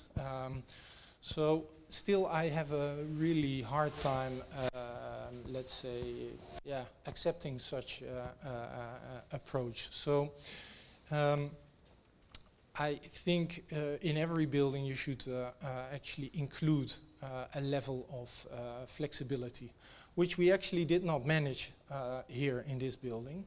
But I'm going to show you what I think could have been improved. So this is the floor plan. The good thing is that some of the installations are accessible from the corridor, and that we have a bit of a wider corridor in front of the entrance door. That we have a small corridor before you enter the living room here. Could be recognized as a quality. Actually, it's also required because the meter cost or the electricity point needs to be separated from the living room. And then we have a sleeping room here. The sleeping room has a small corridor, and on the other side we have a place for the washing machine, and this makes the bathroom. Again, very small. Also, not a lot of choice, and I think that's a bit the thing that really itches a bit. So we did a small exploration afterwards. That's also allowed. It doesn't help anymore, but perhaps for the next time. So, I mean, the good thing is that we have a quite wide bay width, so with two generous windows. But for me, it would already help if we could say we skip the corridor. Because the corridor in the middle is actually already the entrance, you could say, of the apartment itself. That creates more openness and perhaps even a bit more choice. You could also try even to push more things outside of the, and then I mean specifically technical aspects outside of the apartment plan, like the meter cost, for example. Another one could be something like this, where you say you just made a very open and wide entrance. I see that some of the lines disappear, but I hope it's still a bit readable. So 3 things I would actually like to embrace as an improvement, and I'm also going to show some examples of that. One is I think choice is a very, also when the unit becomes very compact, then I think the element of choice for the inhabitant is a very sustainable and important one. Also something we also previously talked about, I think all the dominance of the technical installations and technical spaces is quite discouraging. So I would explore more the directions of going into low-tech environments where the walls, for example, are thicker in order to avoid some of these installations.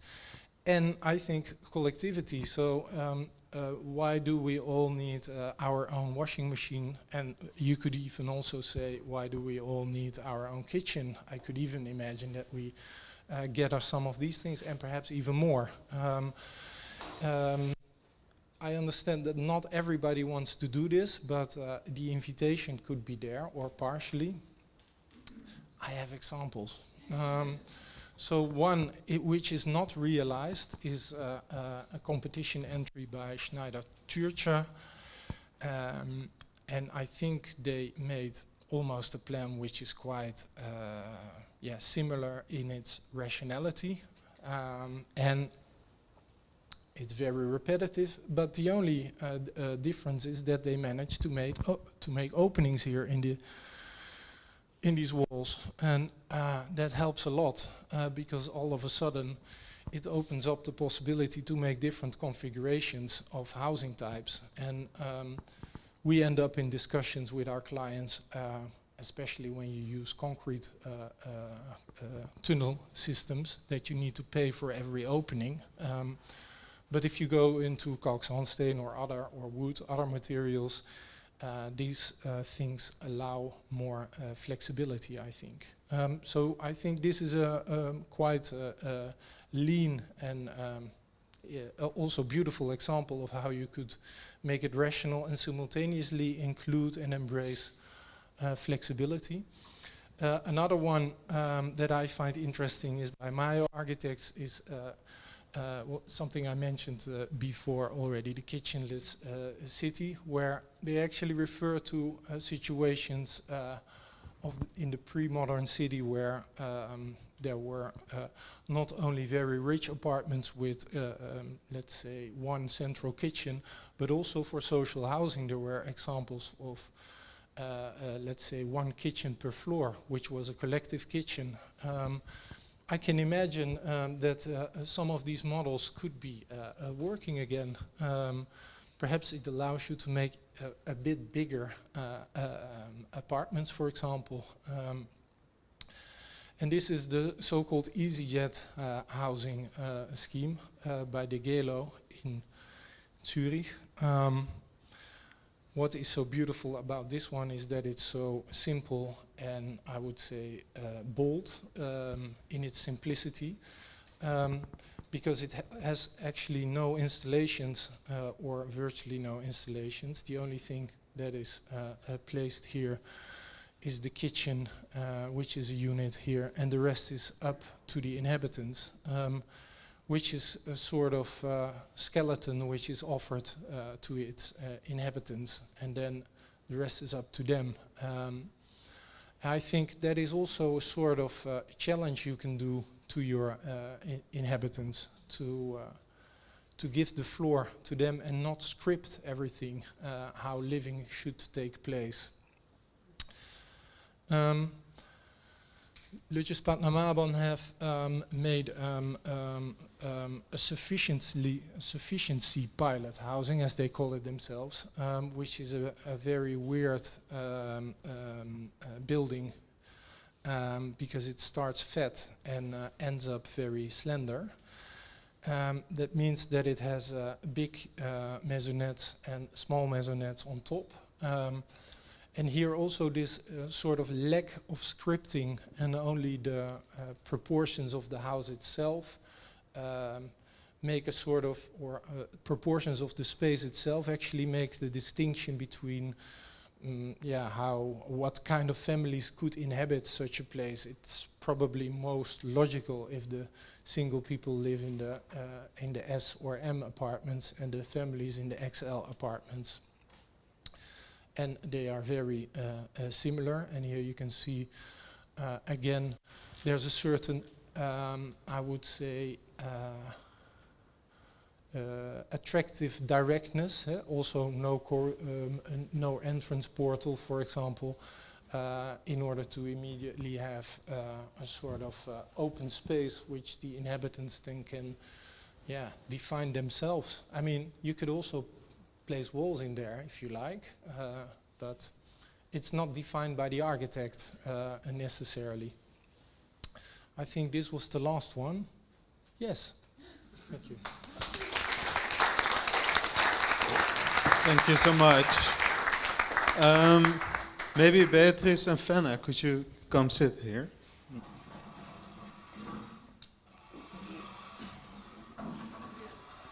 And you. I'll move you a little bit here so that you're in the light. Otherwise.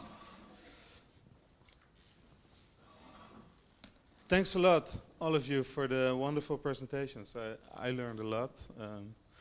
I have a lot of questions as well, but I'm gonna give the give the opportunity to Andrea first to maybe to not to reflect, but maybe to, I don't know, say something about like your first impression of everything that passed by, or maybe there's a really important question. I think there are more hundreds of questions now, so I don't know what to ask, but I would like to thank you very much for your beautiful presentations and also for your honesty to really say what you think also about maybe negative aspects of things.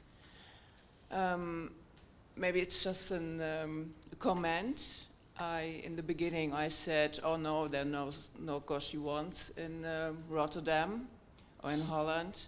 And now, Fenna, you showed me an example what really is a Gauchioan. In fact, this very compact, huge building with a lot of apartments without external window spaces.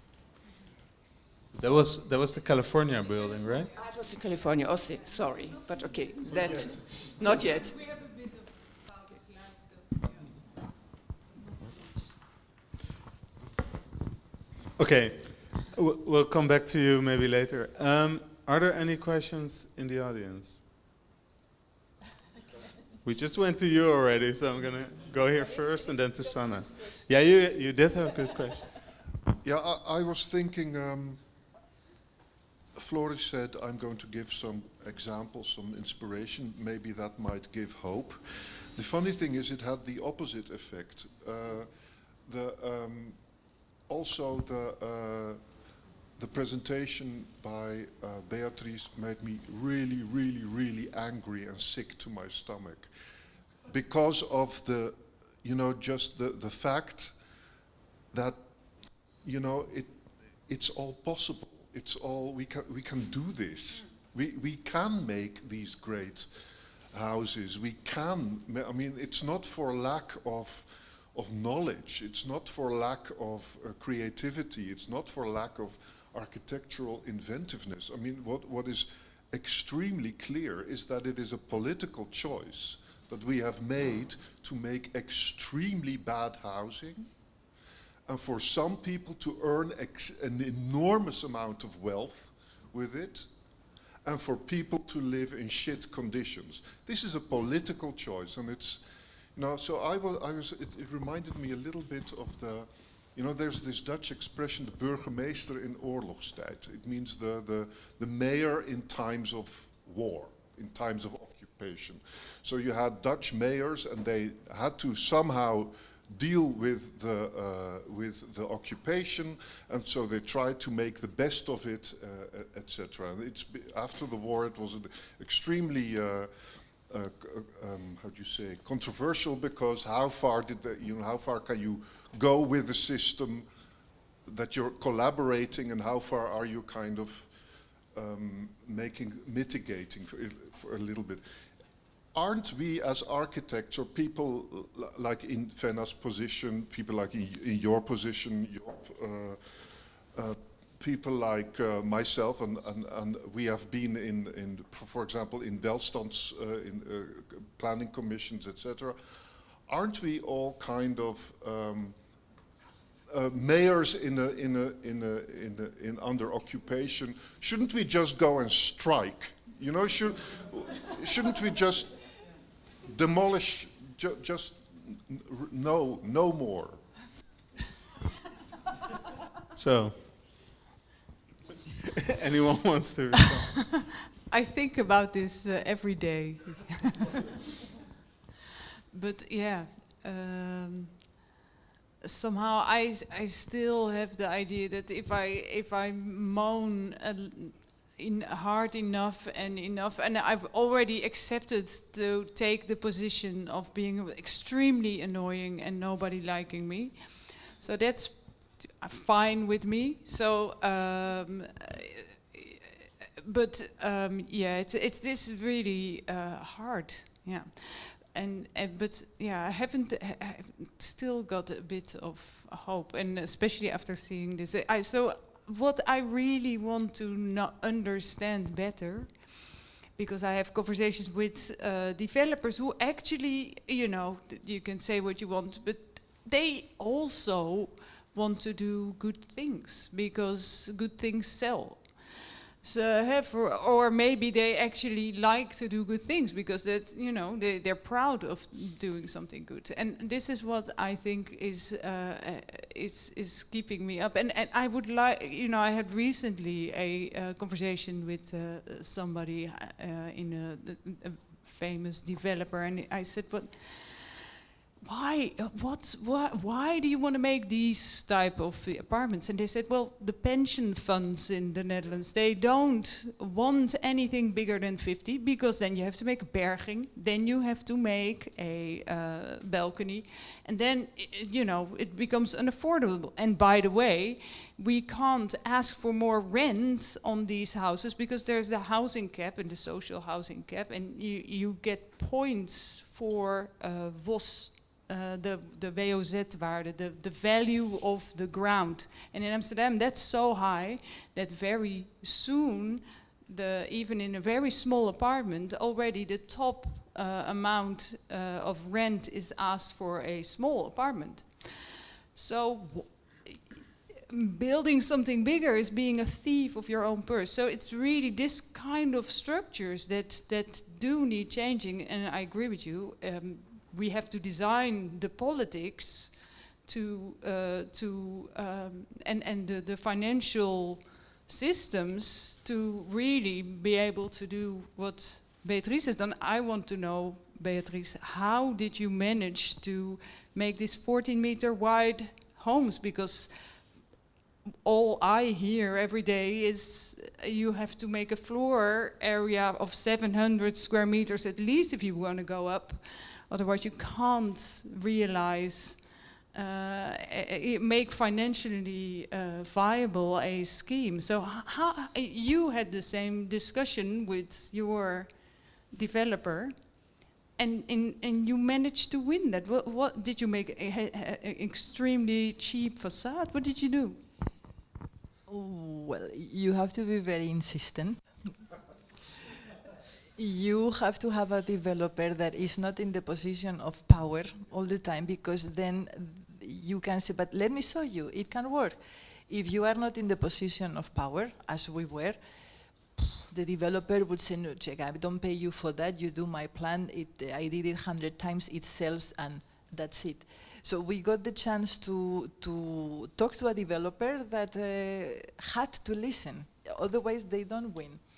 And it's not that because we had this power position, we will abuse our power, because we were not asking them to do crazy things and super big apartments, expensive facade. No, we were building with the most rustical material, which is concrete in France. We could not innovate in that sense into wood structures or stuff like this. We really stick to the rules, but we saw him, their calculation still turns, and quite well, with a 14.5 meter building. But we could prove it, we got the chance to prove it. If it would not have worked, we would not have made the building. I mean, the developer is also not stupid. So they would have cared, but we were insistent, and as you say, we were, I mean, also, I was a pain in the ass, in the eyes of everybody. I mean, lucky that our contract was really good because we negotiated this. Otherwise, I would have been fired 7 times during 10 years. So let's say we also made a lot of friends in this position because, I mean, everything looked amazing at the beginning. Everybody was enlightened and, you know, planets align, and then we could do that. But this was a long process, and in the long process, this key person left, this other. So we were basically the only ones at the end that still had this hope from the beginning. So it was, in many moments, the project could have, like, no, let's give it up. And we had to fight all the time. So it is an enormous amount of energy that we could put on this project. We had to, otherwise there was no project today, I can tell you that. But this also made us fight with everybody and even risk our own position as architects to being fired because being a total pain in the ass. But we were so much pain that we made it built. With a position of power. I mean, that's easier Yes, to be a but the pain in the position- ass in that position than... That was at the beginning, Yeah. during this maybe 2 years of developing the project, building, getting the building permission, and the team was the same. But in that moment, it's like a table where they chop one leg, then you have to make the other leg. Nobody else is gonna do. And at one point, there was no legs, it was only us there, like, thinking, oh God. We were not anymore in the position of power. That was, you had to make it like almost saying, it is like this or it's nothing. So you really had to fight at the end. We're going to the next question. I'm first going to Sanne and then to Dirk. I have to think what I wanted to ask, but first of all, thank you very much. Maybe we all as architects have to be a bit more pain in the asses, how to say that, but I mean, we also have become, and not maybe us, but we've become very following. So I've heard architects just repeat the things that developers say. No, this is not efficient enough. This cannot, this doesn't work. This is how it's done. No, a block needs to be super fat. Well, that's all bullshit. So we, as you already do, we have to be more critical all together, collectively. So I think as a profession we have to work on that. Yeah, my main question was a bit the same. So where can we start? And I also wondered, why would it not be possible, especially in Amsterdam, since you own the land? So in a tender, you could even theoretically write a tender saying, doing the process that Beatriz explained, or you can actually write things down, which is already done way more than in Rotterdam. But that's of course a powerful instrument, so why not? Yes, it's a very good question. Yes. In my area, the most of the developments are transformation. So it's negotiations with developers who own the land, or they own the erfpacht of the land. So it's different. So not tenders, and I think it is possible to, through tenders. At the moment, there is nobody who formulates these ambitions on what type of housing we should make.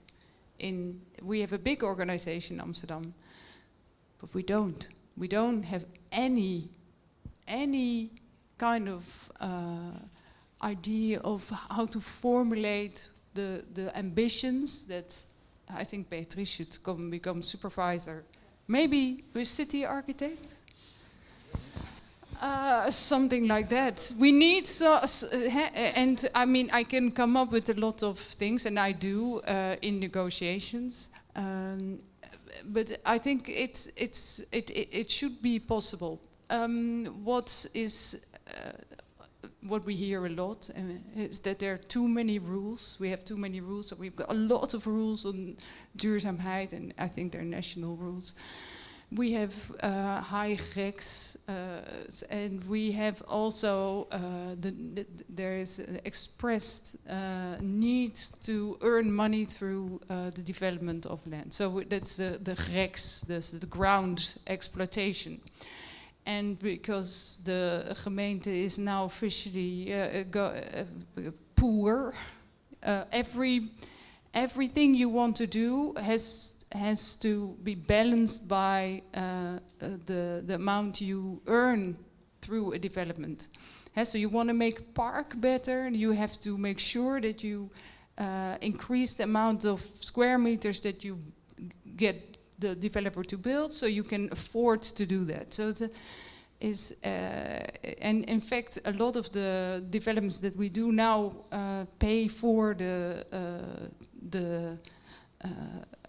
reconstruction of some canals and bridges, and that's a lot of. It's very expensive. So we the monetizing of the ground is the most important ambition at the moment. Of course, I think everybody wants to make a good city, but we don't have an idea how to formulate what that is. And there is, that is not a task that we have been given. We do it, but I think one of it's a cultural thing as well, where we now post Bijlmermeer, that's why the Bijlmer is actually been really devastating. The dislike of the Bijlmer has been devastating for urban design and for the plan and for all the good things that it also was, because all the babies have been thrown with the bathwater, and we now make building blocks that are always totally butting the street, and there have to be as much square meters as possible. There have to be a variation of different architectures, so this is what has had the most ambition was actually in the set or stage design of the urban city, and not in the plan. So the facades and the set that the city is almost more important than what it really is. And that's why I was really appreciative of the comments that were made about how important, how the plan makes the city and makes the collective and urban life, and not the facade. I just would like to answer a bit with hope and proposals that, I mean, why not? That was your question. I would say it can be played on many levels, but first you need a municipality or some people that want to do things different. And as the person in our project, they have to be willing to also get the developers a bit angry, because I mean, no developers would like to be probably part of this project. The funny thing is, I have presented this project in many cities in France, and especially to developers. And at the end of the lecture, many come and they are super interested. And I say, this is amazing. We basically, they are a bit masochistic, because they really say, well, I mean, we are amazed, we want to work with you, but it's like, well, I don't know, you don't know what you are saying. I mean, are you really sure? So the municipality has to already be willing to do that. For that, I think it's very important that architects, like trained architects and experienced architects, work also in municipality, because they can initiate this process. The municipality has to be willing to spend maybe a bit more of time supervising the process, because in the moment you let the developer alone, I mean, he's gonna do what he does best. So he's basically going to what he has done 100 times. So in this process, the municipality and the site manager were really supervising during the first months that we were put with the developer. They were supervising that nothing goes south. Also, I would say this project aimed to be demonstrator or like a proof that it could be different. So it was an experiment. It could also have failed, and that would already have been a result, but well, it didn't fail. So the municipality could also say, well, we are gonna do these 2 or 3 case studies and see what happened. I mean, what is there to lose? And then if it works, it will be a proof that more people and more developers, because they don't want to take the risk, they can do. And then when it comes to architects, you have to be willing to be that pain in the ass that developers hate. Because, I mean, it's very sad, but many architects and many good architects just will do what the developer wants, because you need projects, you need projects, you need projects. And in this project, even the developer told me many times, oh, Beatriz, now this doesn't work, we have to give up. You know, we give you next project and now, you know, you just accept, because if you don't accept, we will not give you more projects. And then what you have to tell in that moment is, who tells you that I want to work with you in the next project? You know, because maybe I don't want to work with you, so let me do my project, I put everything here, and let's see later if you want to work with me or not again. So, but architects, I mean, we have a small office, we are pretty independent, we don't have to take all these projects that we don't want, but many offices cannot or opt not to have this position. So tell also architects, don't bend over all the time, otherwise developers are not going to change. But it's a very sad reality, but I think the initiator should be the municipality that choose to make different in one, like to do something like this and see what happens. Joop, you've of course worked in different municipalities around the Netherlands. Did you notice a difference, for example, with working, like, did you encounter people like Beatriz is explaining?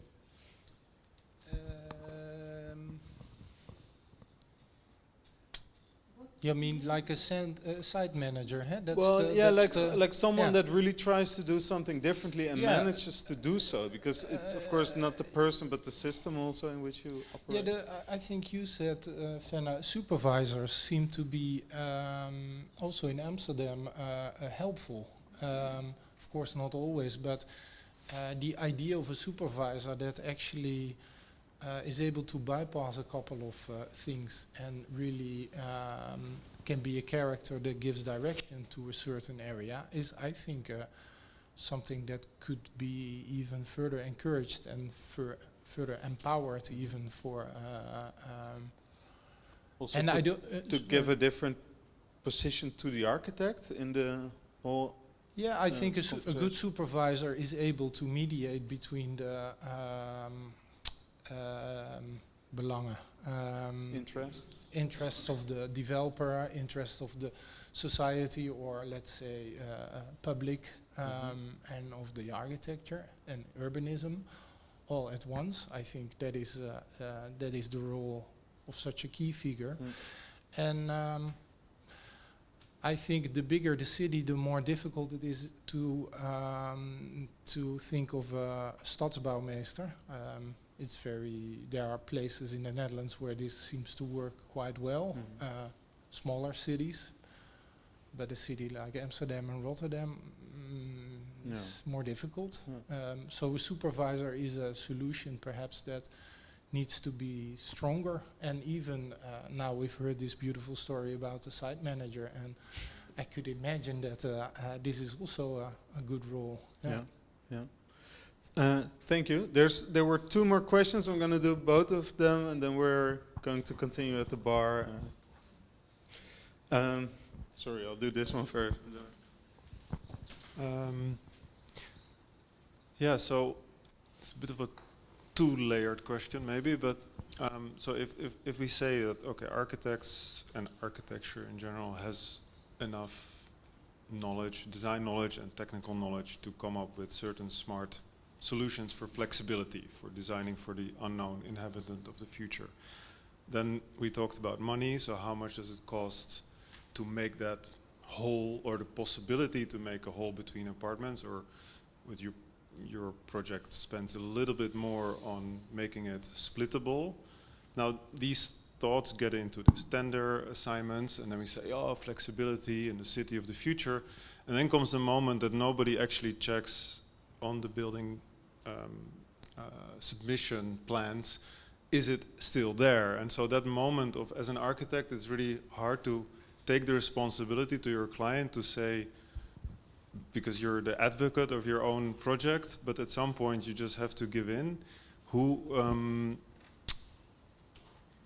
That the small amount of money which is involved in all these like little aspects, which is maybe let's say 1% of the total investments of that neighborhood, who's gonna back us up? And that's really, so I always get a bit annoyed when the responsibility gets put back of the architects just have to be more creative, or what you say, okay, they should be more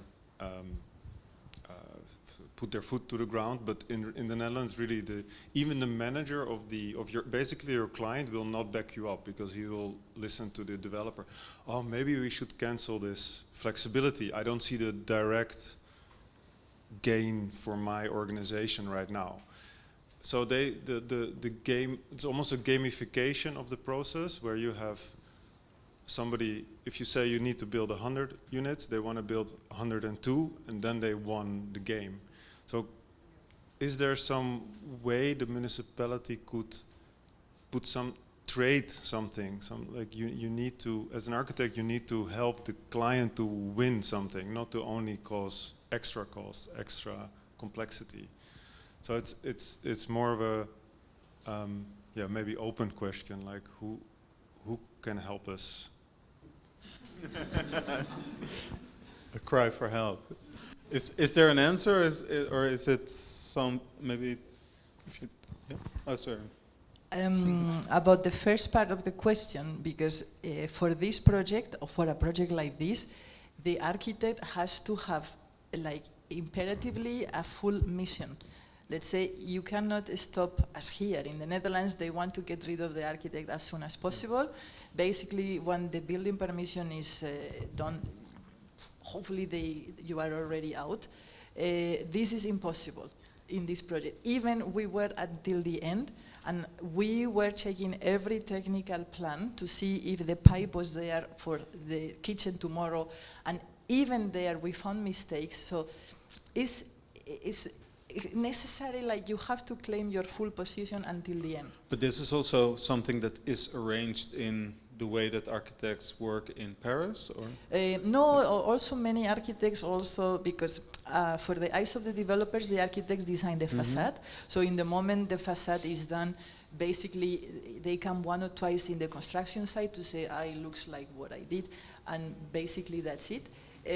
We really claim in this contract to have a full position until the end, and otherwise it would have been impossible. Yeah. But when selecting the developer. Yes, like there you then do this kind of very light supervision, but it's really super important. I think even in a normal project, I cannot imagine that architects don't do the full mission, but in a project like this, otherwise it's impossible.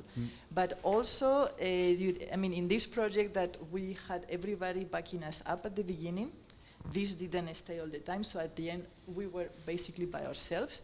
But we really had to fight to the construction company, who was all the time irritated in the meetings, like, why the architect has to say something about the heating exchangers. It's the first time in my entire life, this we had to listen so many times. It's the first time, and even a woman, talking about heating exchangers to all this group of men looking at you like, what? And even in funny French that I had to talk with an accent from Spain. So it was really heroic at the end. But well, I said the heating exchangers are important because we need them for the divisibility, and they were like, what? So some people did not even get that we had divisible apartments. So it's super important you are until the end. And who is backing you up? Well, it's a strategy from the beginning. If you make a project like this, hopefully we were very attractive for the media. We had a lot of articles, newspapers, national newspapers that wanted to know about the project, because what we were doing, it was révolutionnaire le logement, just because we were doing, floor plans. And that was like the biggest revolution in the last 20 years in housing in France. So it got a lot of media, and this also helped late because we had a lot of eyes on us, so somehow the developer could not fail catastrophically.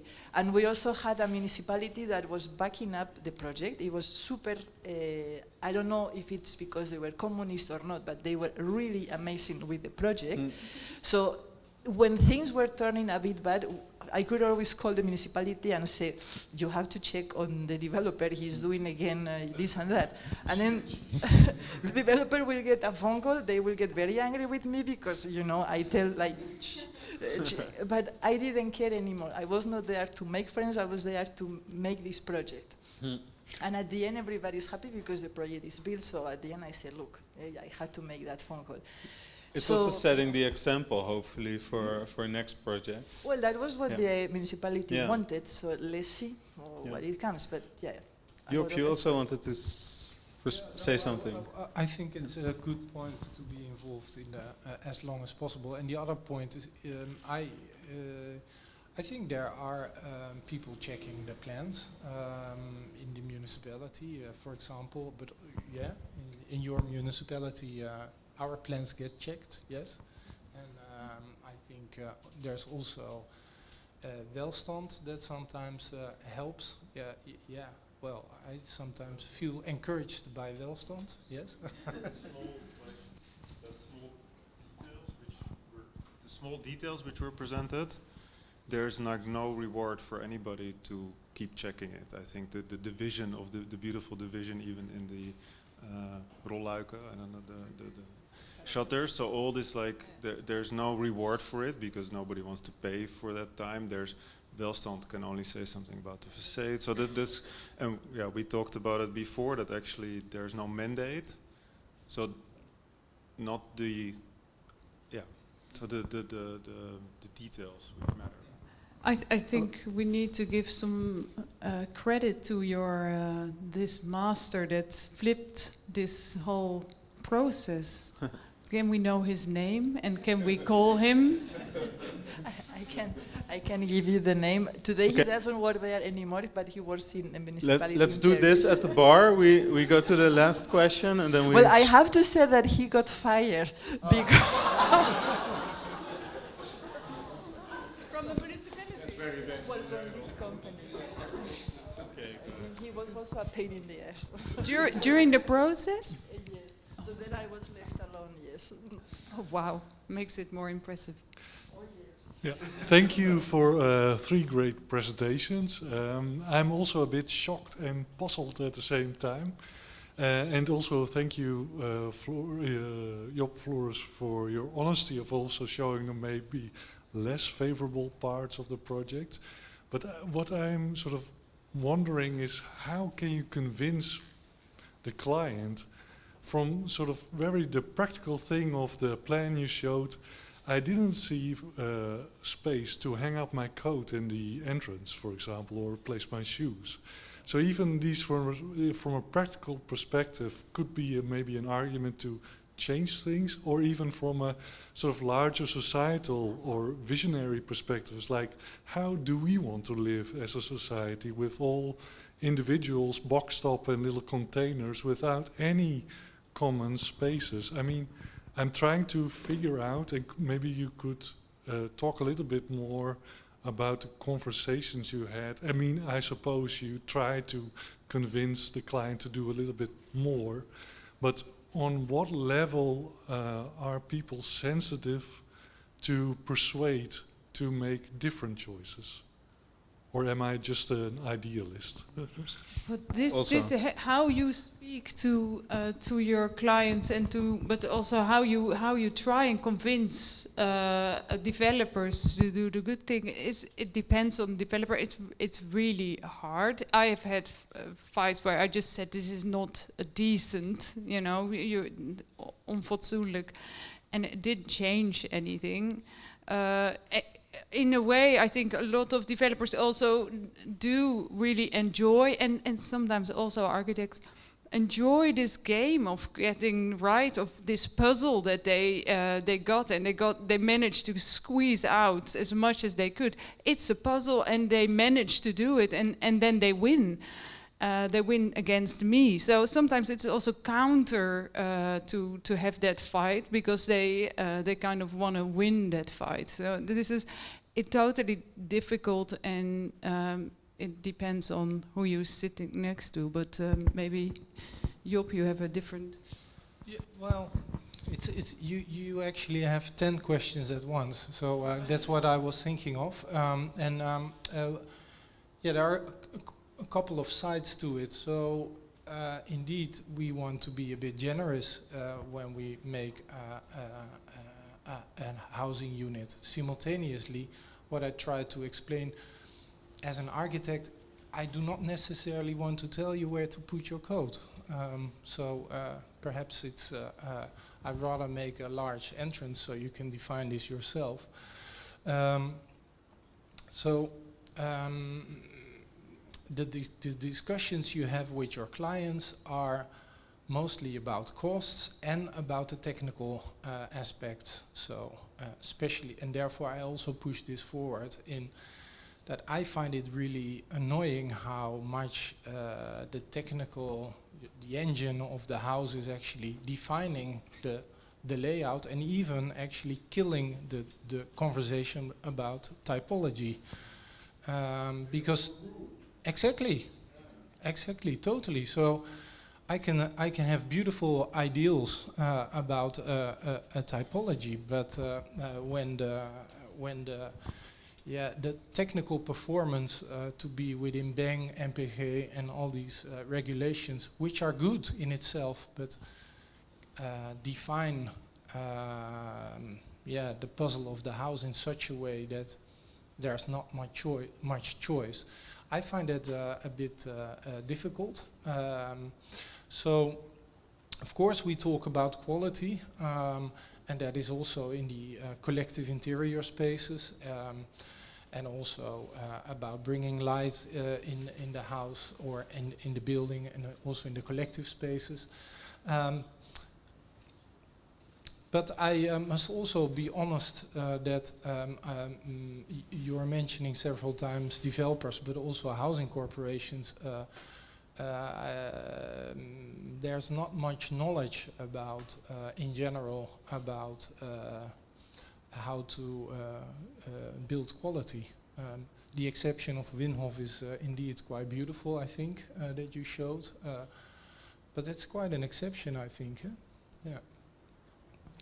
Okay, no, well, okay. Very briefly.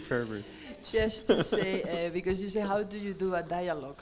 With some developers, there is no dialogue, but you have to accept it, you know. And we had 4 developers in competition for this project, and one of them, even after 2 months that we were doing ateliers and doing all this process, he really came and said, but all this work, but why? We sell every city apartment we have because there is such an enormous crisis. We will sell everything. So Beatriz, why are you complicating your life so much? We sell everything. So we don't need to do better. So that put us in a very not favorable position, because what do you say there? I mean, his aim is to sell houses. He tells you he sells wherever piece of shit he's gonna build. So, and then you come with I have a little alcove for the single mother that he doesn't care at all. So then, so this is a lost case. I mean, there is no debate. But there are not all like this, okay? And some, they might do a lot of mediocre projects, but normally for their portfolio and when they, apply to municipalities that actually care, they need one good project. So they make one good project out of 50 that they can present. And maybe you happen to be there when they want to do the good project, and then there is a little bit more of debate. But still, in the moment things go difficult, you will be a problem. So it's, again, and I believe the municipality has to be there to back you up and so that they care, because if the municipality care, developers need municipalities to give them sites. So if the municipality care, the developer will come and will use, as they do, all the narrative, the single mother, the divisibility and all that, because the municipalities are sensitive to that. So the change has to happen in many levels. Yeah. Thank you so much. I'm really gonna wrap up. We're continuing this conversation on the 18th of February around the question, what is actually social? So there's still tickets available. I hope to see you there. Thank you so much to all the speakers, Job, Beatriz, Fenna, and to Andrea, of course, for this in-depth conversation.